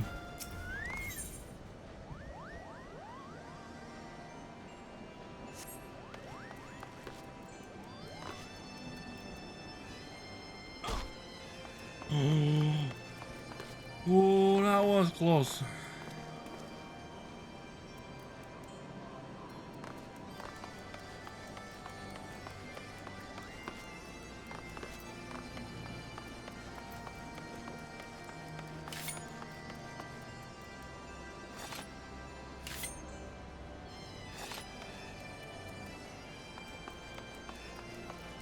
Knizi about lines up with this, with the top of this boulder when, with this piece of rubble when standing up.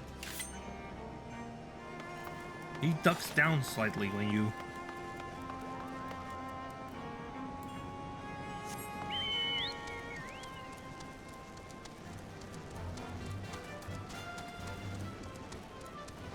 He ducks down slightly when he unsheathes his weapons.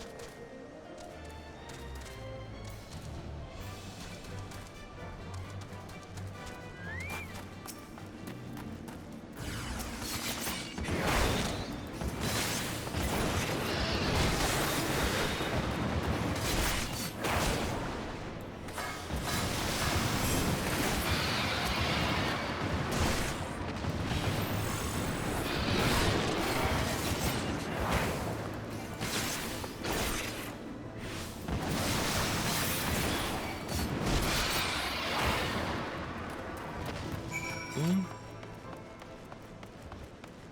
Let me activate the sprint because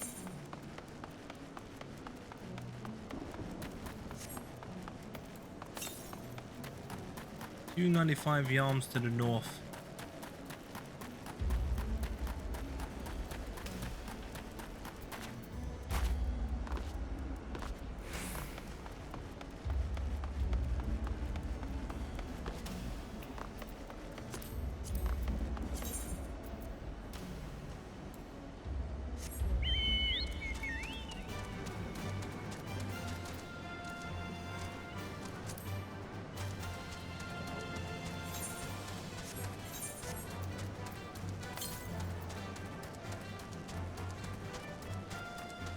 Speak of the devil, there it is.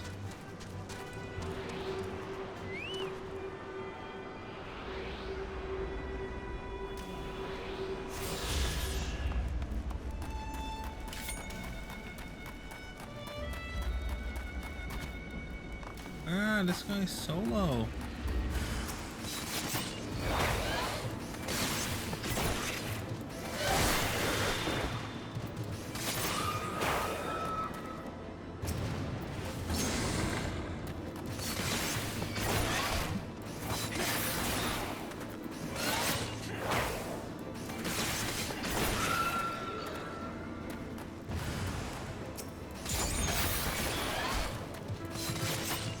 Of course, there's multiple waves.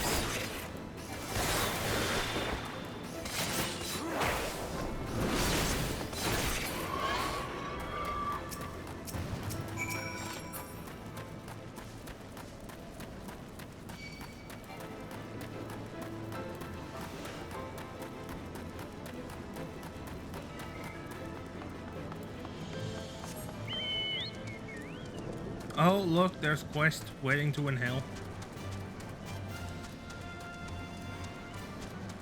Moogle.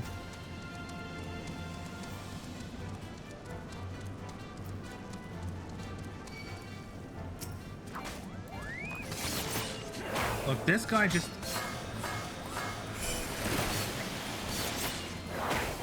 This guy just targeted me, so that one's fair game.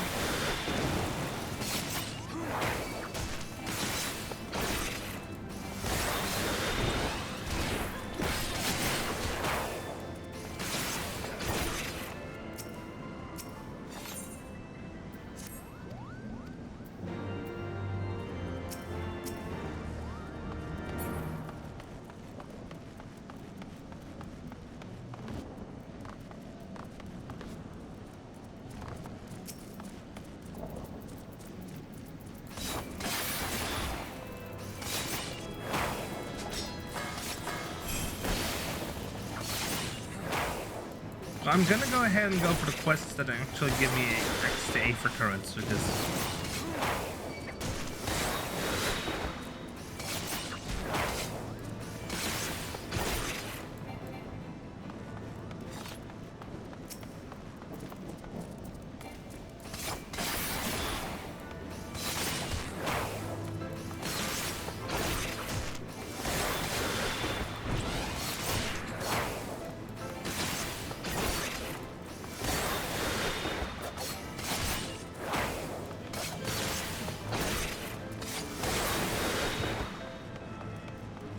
two.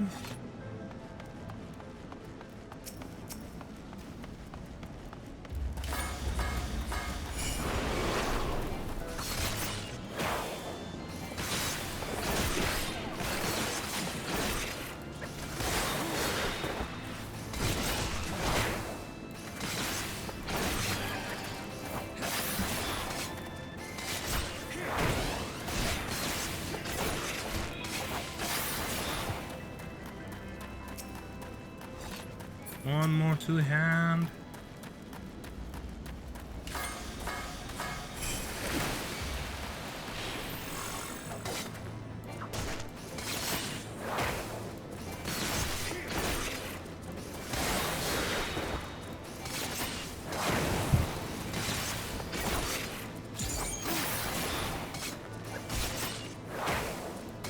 Two.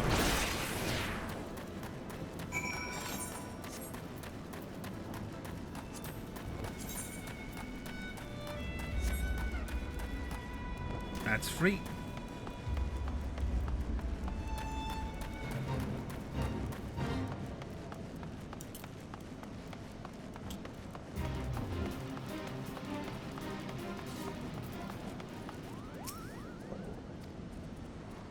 There we go.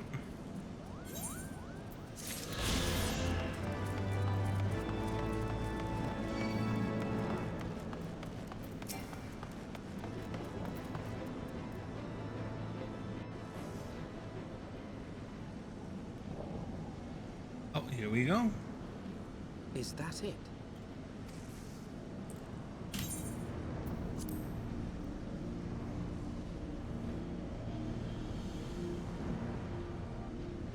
Aye, that would be the Eyrie. I feel Nidhogg's presence through the eye, his caustic hatred gnawing at my soul.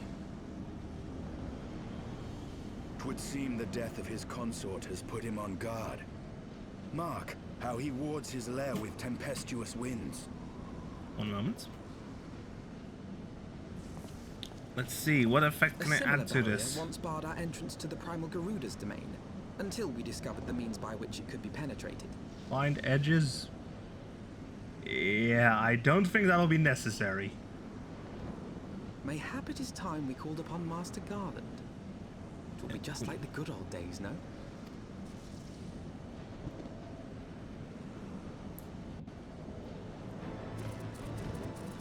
Oh.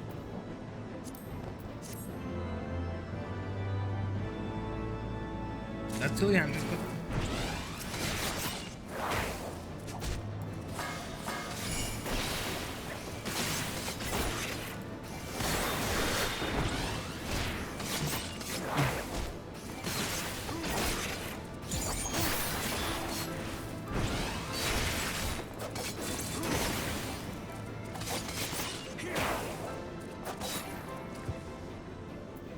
Estinian. A force of sufficient power to break through a primal's defenses might conceivably grant access to the area. I can offer no better solution. Pray consult this engineer friend of yours. Wait, did the skies just clear? Very well, on the condition that you swear not to lure Nidhogg from his lair in our absence. And steal all the glory for myself, you mean? Nay, I'm not so selfish as that. Contact me by link pearl when your preparations are complete. And we shall set forth from Ishgard together. I will rendezvous back at Saint Renet's Forum, Kinesi. From what I gleaned of the Holy Sea's decidedly ambitious airship project, Sid will still be in Ishgard.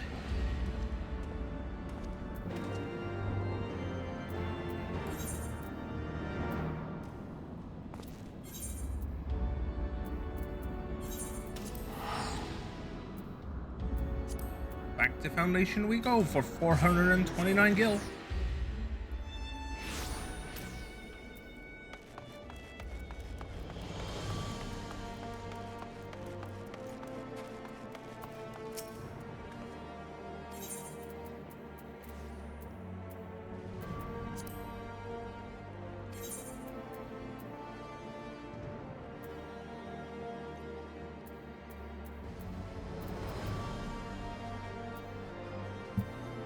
Yep, of course.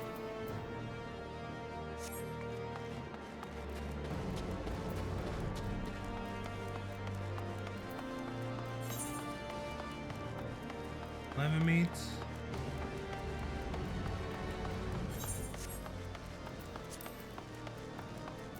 Alfie. When you last saw Master Garland, he was advising the Ishgardians on their ailing airship, correct? In that case, he might still be at Camp Cloudtop. Failing that, we should try the airship landing, or mayhap even the Skysteel manufactory. But let's not waste time searching aimlessly. Someone in the city is sure to know where to find him. The question is who? Sir Emmerich would seem the obvious choice, but there's no guaranteeing he will be able to grant us an audience at such short notice.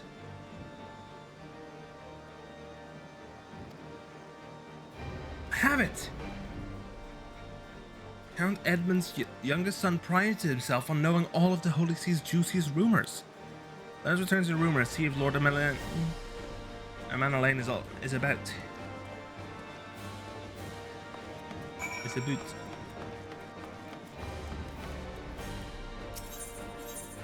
Wait, this is the time. This is right. Wait, this is a location where I can activate glamours.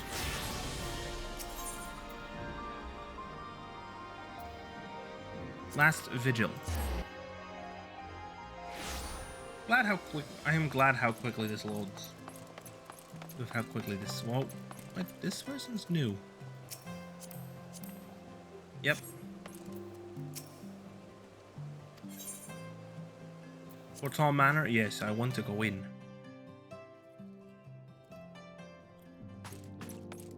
Yep, Amanalain has... Ah, the hero returns. How goes the fight, old boy? Well, I trust. Hmm? In search of a Sid Garland, you say? Then say no more. Taverns are full of talk, and the name of that said silver-haired genius has cropped up more often than most. I hear he's being tested with getting a monstrous airship the Holy See commissioned to actually fly. It would seem the project has been plagued with mishaps from the first. In any case, Garland Ironworks employees are known to frequent the airship landing, and I wager their master does too. The airship landing? Yes, I thought as much. Come, we must find Sid and trouble him for his expert opinion. It's time for the manor. Time to leave the manor. Now to go to the airship landing.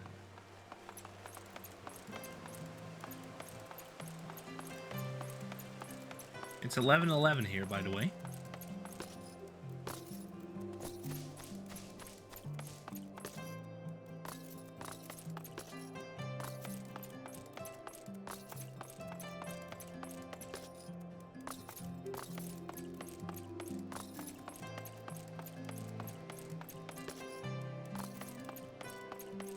That's what Artorial has to say. A magnificent view, is it not? When I need to think on something, I like to come here and watch the clouds glide by. There is Sid, Biggs, and Wedge. There they are, my friends.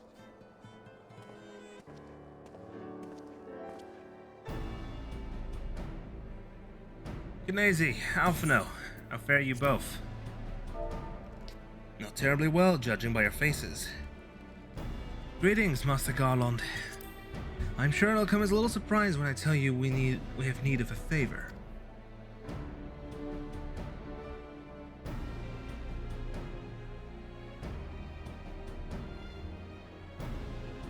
Another wind barrier? And you say it was conjured by Nidhogg? The Enterprise would certainly take you where you need to go, but she would not fare well against dragons. She's agile for a ship her size, but not that agile. The Dravanians would fly rings around her. And if they took it into their heads to incinerate the rigging, there would be precious little we could do to avoid them. But there must be something we can do, some manner of weapon we could employ. Stinian stands vigil at the edge of the turning mists. But we do not know how much longer. Alright. Didn't say it was impossible. Said it was impossible for the Enterprise. We need a smaller boat. Biggs, Wedge, it's time we gave that new toy of yours a proper field test. Yes, boss.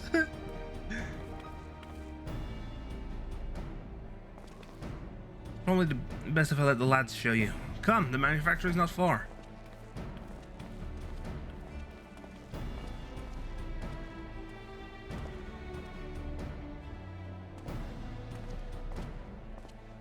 Sid Garland is...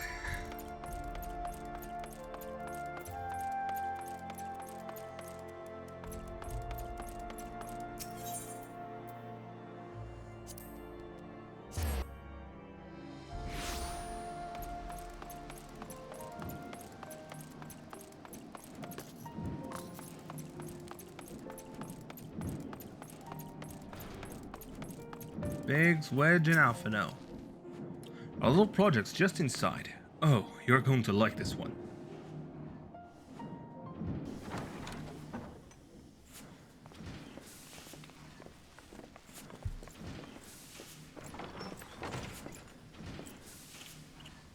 Huh? Feast your eyes upon our latest and greatest feat of engineering.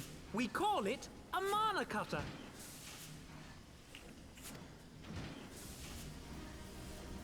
Yo, it's like a jet fighter. Let's go. R-Wing?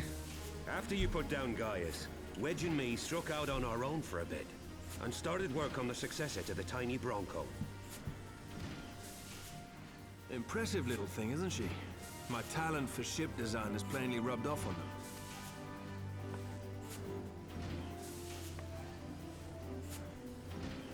They've adapted the principles of corrupted crystal technology and constructed a mechanism which converts ether from its surroundings into elemental wind. Said wind is then harnessed by the specially engineered sails, providing the craft with propulsion and lift. All in all, a most elegant solution. Indeed. I'm actually a little upset that I didn't think of it myself. The design does, however, come with one small flaw. No weapon systems or defenses to speak of. The energy conversion ratio is bloody awful. To generate enough power to get you off the ground, you need to be in an area awash with predominantly wind-aspected ether. In other words, there are a few places you can fly, lots of places you can't. The new Ishgardian airship hasn't left the boys much time for tinkering, meaning it may be a while before this particular project takes off. If you'll forgive the pun.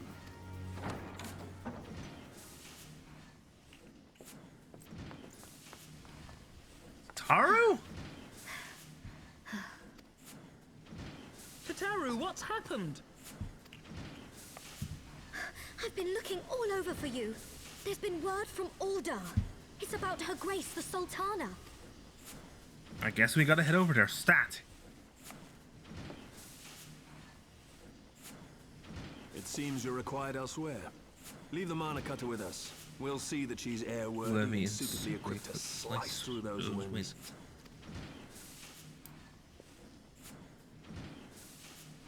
You, meanwhile, should concentrate on providing Raoban and the Sultana whatever help they need.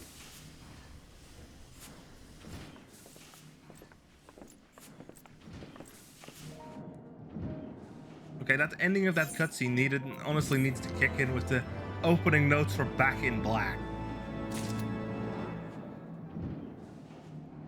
Back in Black from AC/DC.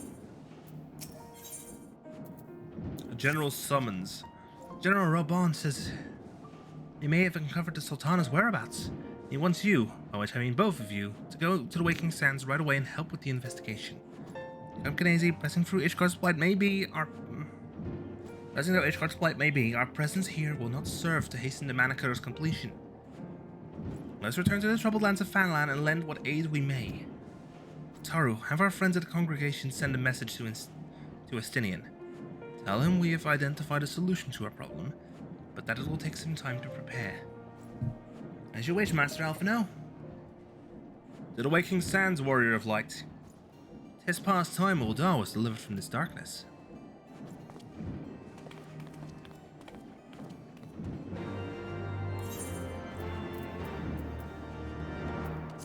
Horizon.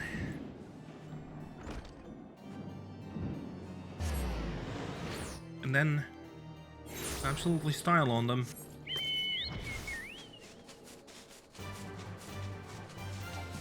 And because I'm technically in hostile territory, I'm putting this on. And I'm flying the wrong way.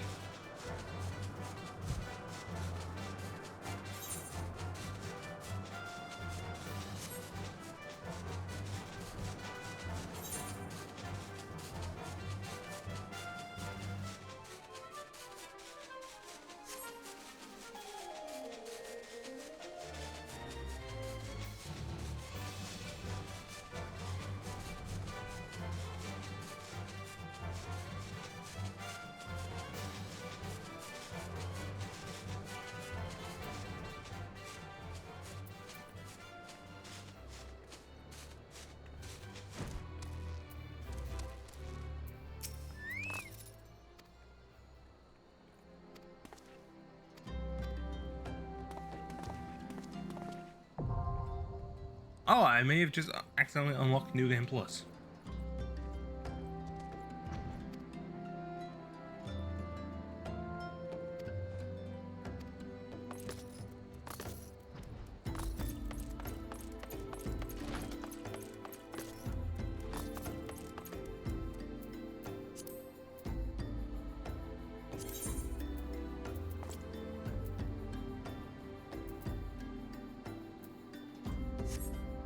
Horsebreaker. Hi, how are you doing? What are you gonna do? That emote is very devious. Time for a cutscene.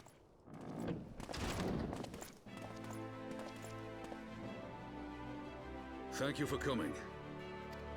No thanks are necessary, General. I trust your recuperation continues apace. Yeah, good to hear. I cannot complain. As you can see, we're doing a Thanks charity to event. Higiri and her ministrations, I have been I've playing it for a regained much while of the now, but I'm strength I not that lost far during yet. my imprisonment.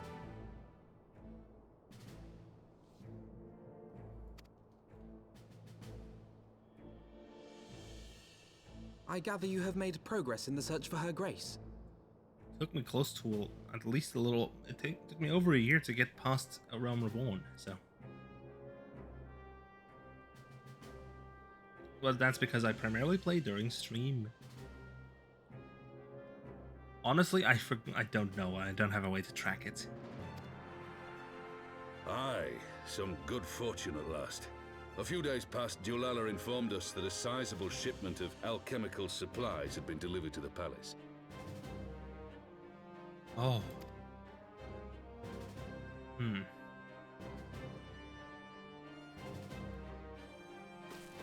With Papa Shan's assistance, I set out to ascertain the source and nature of the shipment. My inquiries led me to Frondale's frontistery. There, I learned that an order had been placed for a curious substance designed to sustain patients trapped in death-like slumber. An invention of the former head alchemist, apparently. Oh. A death-like slumber? This cannot be a coincidence. Yeah, it can't, Alphino. It lends some weight to Dulala's claims, aye. Her Grace is likely somewhere within the palace, abed but alive. Before making any attempt to extricate the Sultana, however, it seemed prudent to learn what manner of substance was used to induce her torpor. To that end, I made inquiries as to the whereabouts of the one most like to have administered it, the lady-in-waiting, Mariel. We sent for you as soon as we learned of her location. All that remains is to apprehend the woman. We shall find our cat's paw in the Silver Bazaar. But we must tread carefully. The market is not the bustling place it once was, and someone is sure to mark our coming. Should they inform the monetarists, we'll have a fight on our hands. We must be prepared for the worst, and being short an arm, I thought it wise to take another in its stead. What say you, Warrior of Light? Will you lend me yours? You have my blade. Then I pity the bastard that stands in our way. Come, my friends, for Nanamo, and for Ul'dah! For Ul'dah.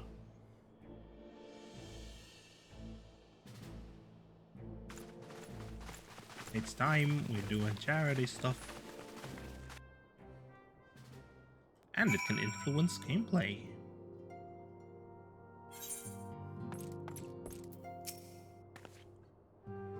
Our target is Mariel, the Sultana's former lady-in-waiting. A woman of Midlander heritage. I am told the two of you have met.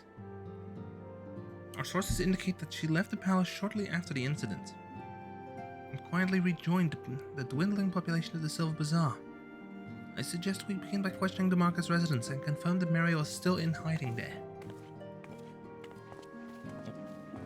Camera doesn't let me move when I'm zoomed in. Exit out into Vesper Bay.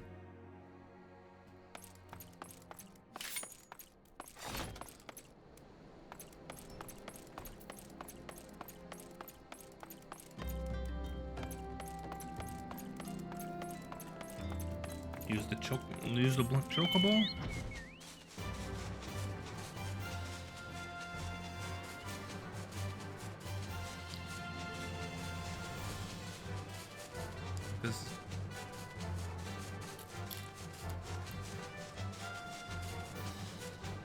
Wait, there's a...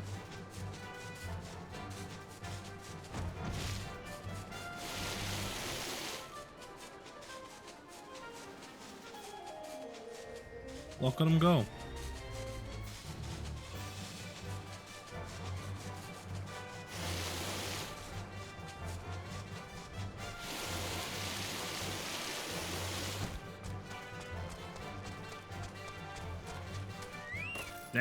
Daniel? Mariel? Aye, she's here. She left the city for good, she says. Barely leaves her house, though. The one closest to the market entrance. Understood. I will be activating hide mode because I don't want them to... I don't want them... Romance to notice that I am here. I don't want the Kerr to notice that I'm here. And what brings you to our lonely little hamlet? I believe the arrival of your entourage just about doubled our population. Looking for Mariel, you say? If you're hoping to lure her back to Ul'dah, you may as well give up now. The girl's done with city life.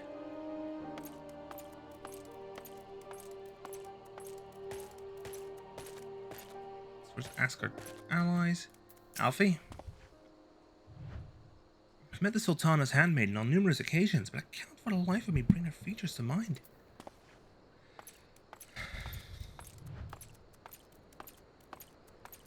Pippin? Suppose it was too much to ask that we stumble upon her buying fruit in the market square.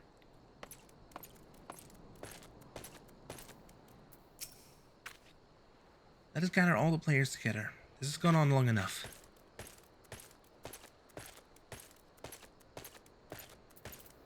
Raban. Gods damn it, where is she? I will tear this place apart if I must. Easy now, General. We don't want her bolting down some other hole.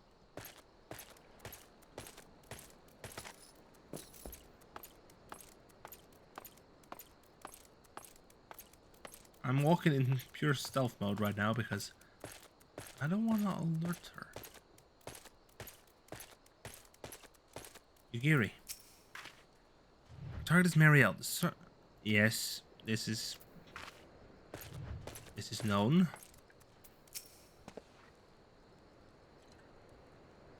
Do I know of any returning residents? Gods, don't tell me they're starting to come back. Must would not be pleased to hear this.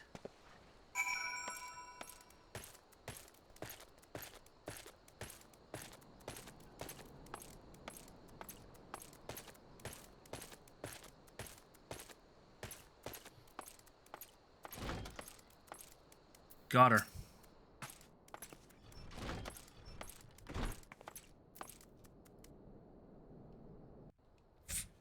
You're under arrest.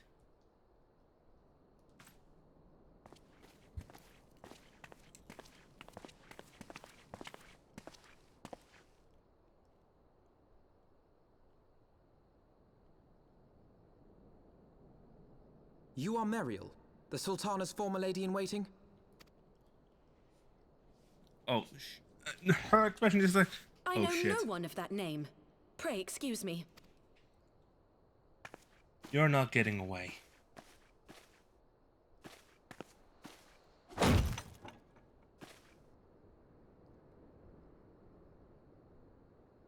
Oh, General Alden. General Alden.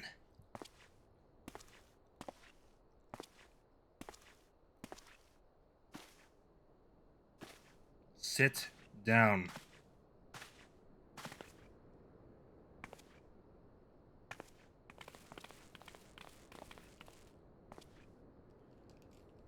We will have the truth from you, girl.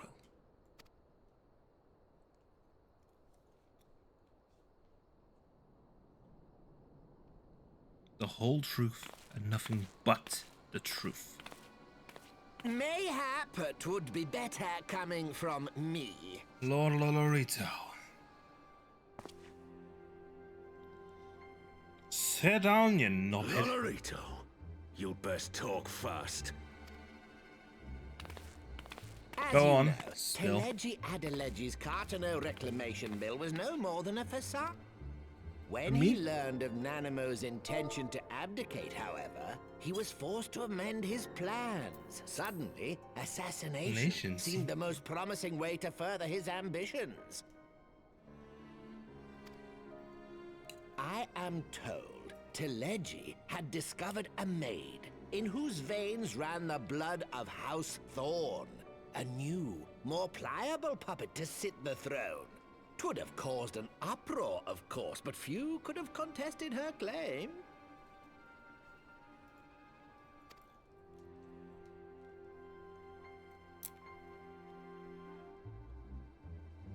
'Twas plain that Telegi's wild machinations had outgrown our ability to control them. So I decided to usurp his scheme and left the fool to seal his own demise. Oh. And what of Nanamo? Yeah, what of Nanamo? Oh, I have no desire to harm her grace. 'Twould profit me little to destabilize our government. Thus did I employ young Mariel here to administer a potent sleeping potion in place of a poison. Ah. Still. You should know, General, that your dear friend Ilberd was fully aware of my plan. I had him lie about the assassination as a means to prime your rage against Telegi. We weren't entirely sure how you would react, but things went rather better than expected. You dick. You conniving little worm. You had your claws in the Crystal Braves before their first recruit had sworn to serve! Yep. But of course, when a new game begins, 'tis only prudent to have a piece on the board. Ilberd was mine. Truth be told, a significant proportion of the Braves' initial endowment was also mine. With such large sums moving about, 'twas a rather trifling matter to disguise my own contribution.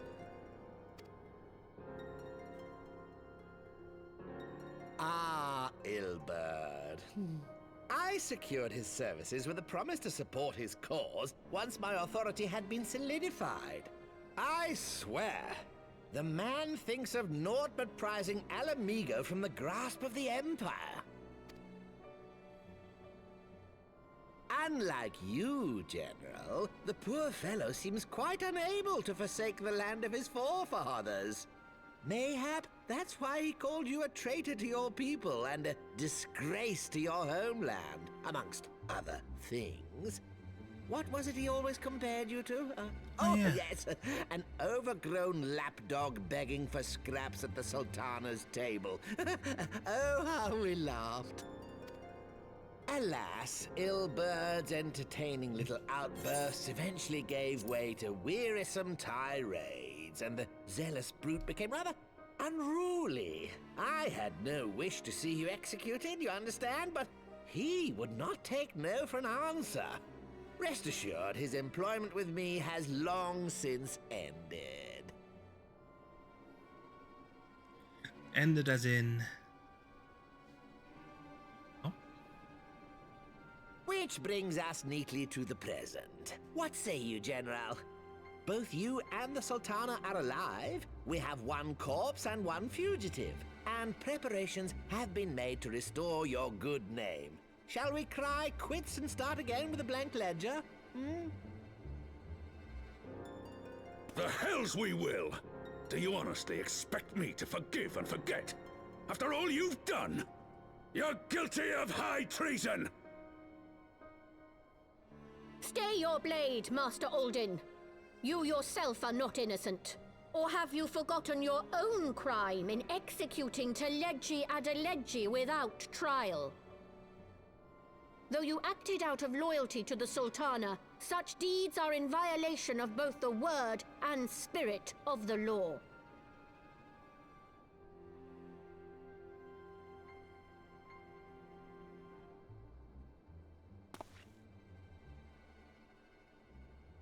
If you would, Lord Lolorito?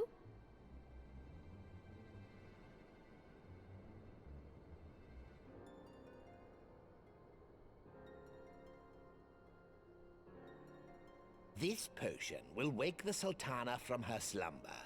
Consider it a gesture of conciliation. You will find Her Grace resting comfortably within her private chambers. Should you doubt my word, I shall willingly accompany you to the palace as your hostage.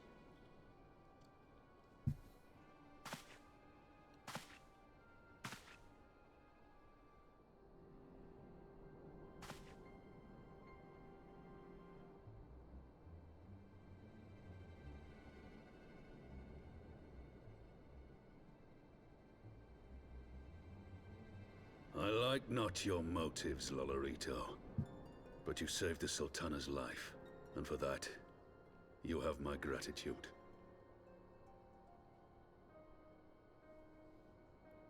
Indeed.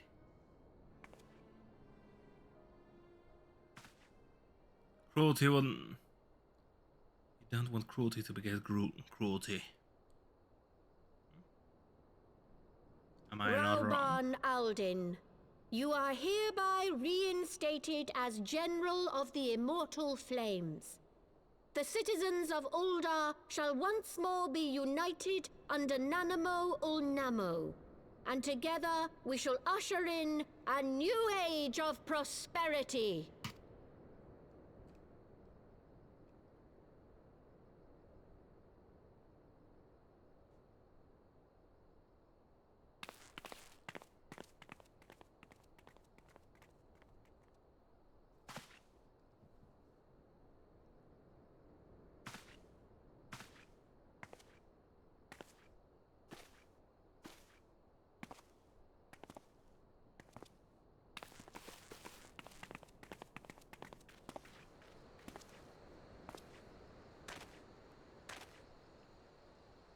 To Uldaden.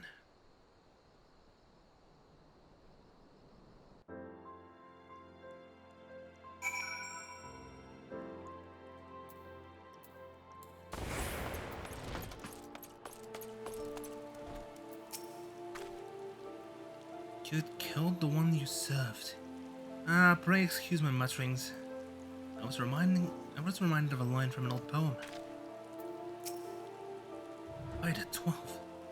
I feared Lord Lolorito's arrival would herald another bloodbath. Little did I expect that he, of all people, would gift us the means to rouse the Sultana.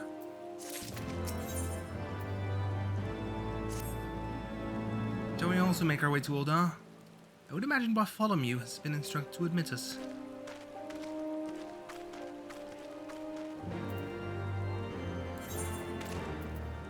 Uldar steps and all. Let's go.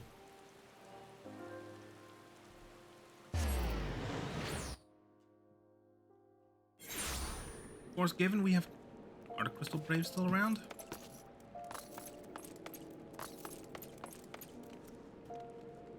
Nope. Good.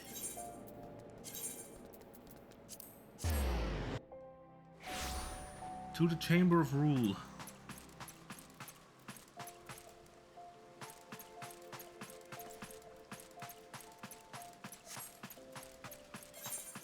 I mean, now I think I can... Yep.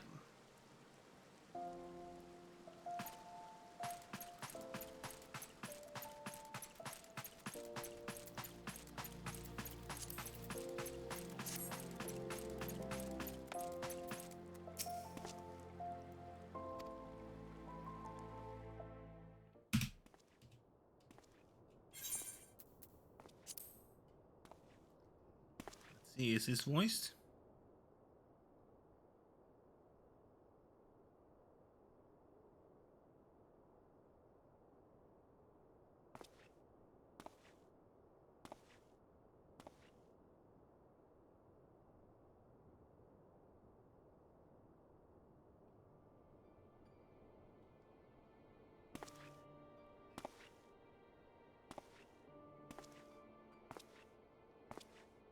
Jeez.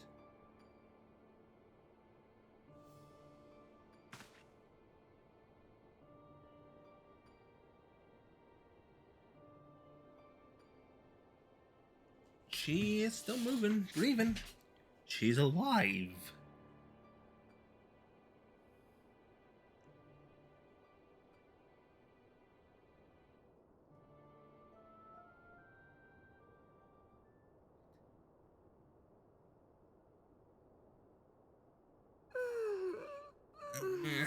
She lives.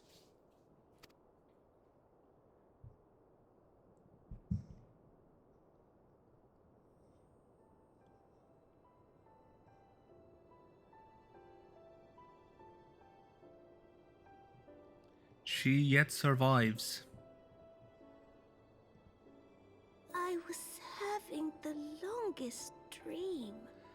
No worry, no wonder. 'Tis time to wake up, Your Grace. Another day begins in Thanalan, and the sun blazes bright upon the sands.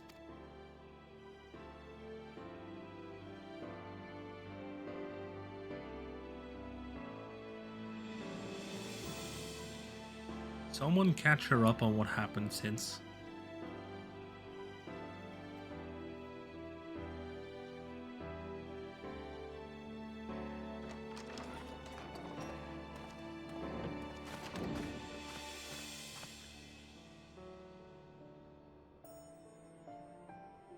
Her Grace is awoken. The palace physician assures me she is none the worse for her slumber. I mean, she has slept for days.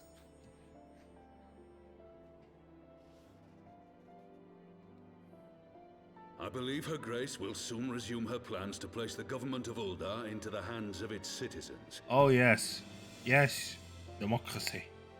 Whatever path she chooses to take, I shall walk it with her. And we shall tread slowly, lest the nation be unsettled in our wake.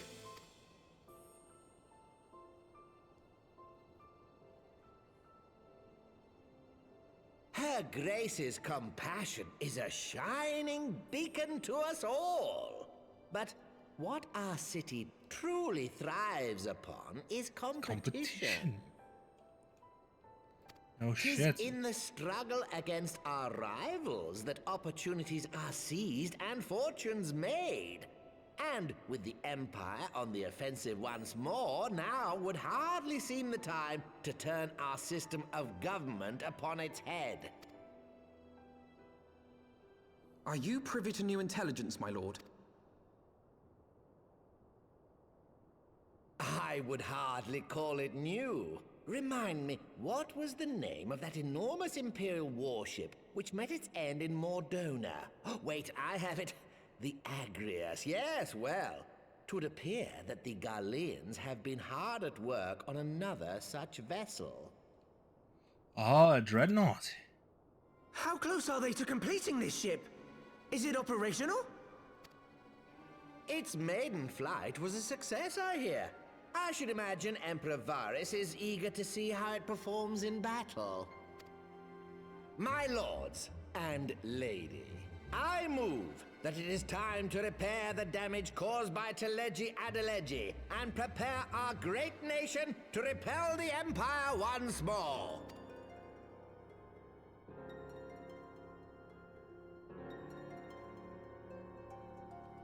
Here we go again.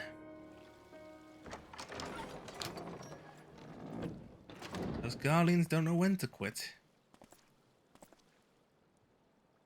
'Tis well that the Sultana has awoken. The Syndicate yet needs to put its house in order, but 'twould seem the worst of the confusion has passed. Uldar has taken control of its future, and I must do the same. Alright then, Alfie.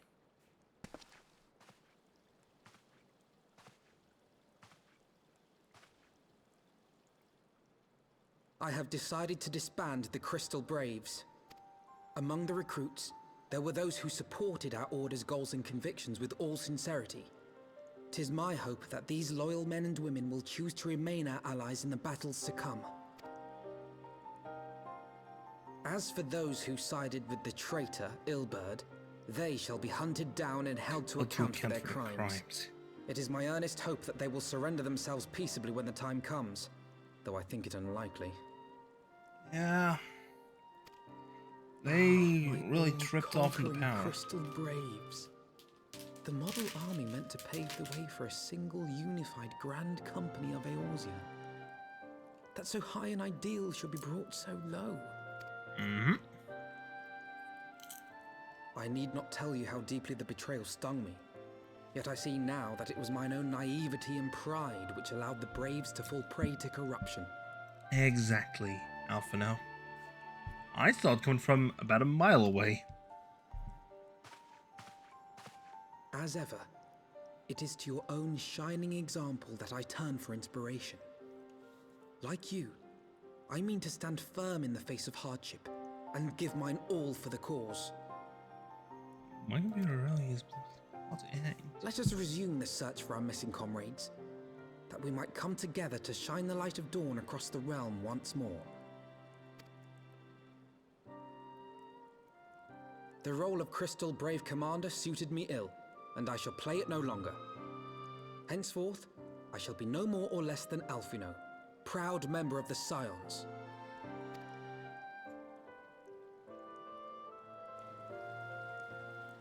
And that's quest completed.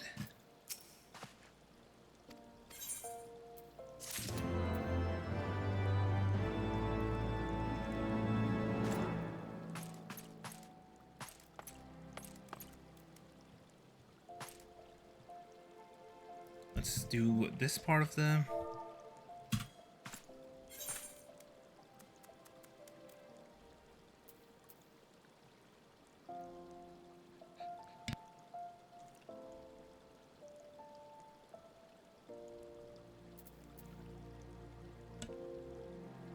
I had to sneeze. Don't know why, don't know how, but I had to.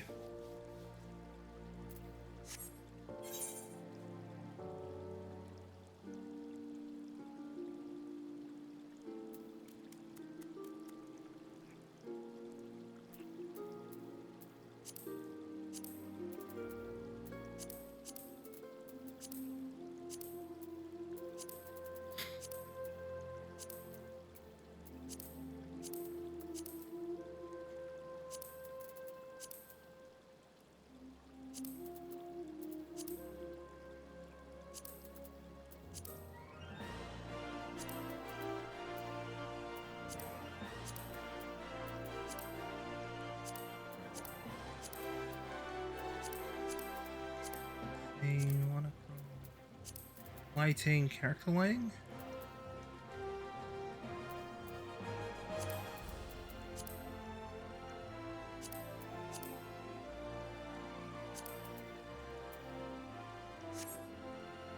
Enable this and take the screenshot. There we go. That's about the point where I'm gonna hit the quit button.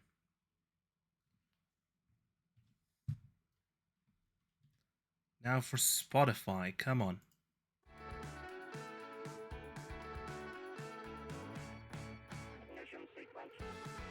Let's see who I can raid into.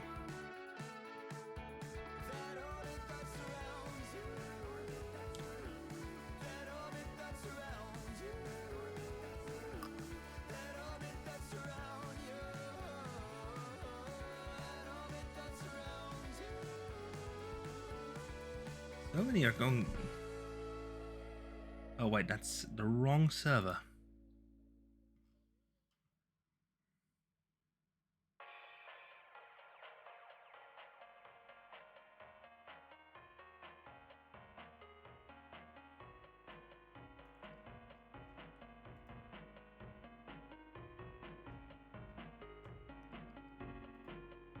That's not it.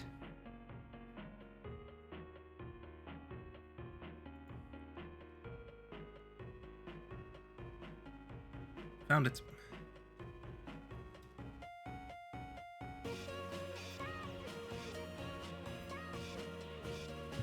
Someone's doing...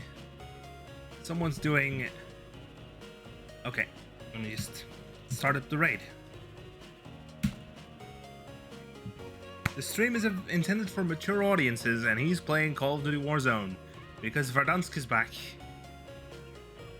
See you all tomorrow at 2 p.m. Central European Summertime and that means 8 o'clock Eastern Daylight Time for Splatoon 3.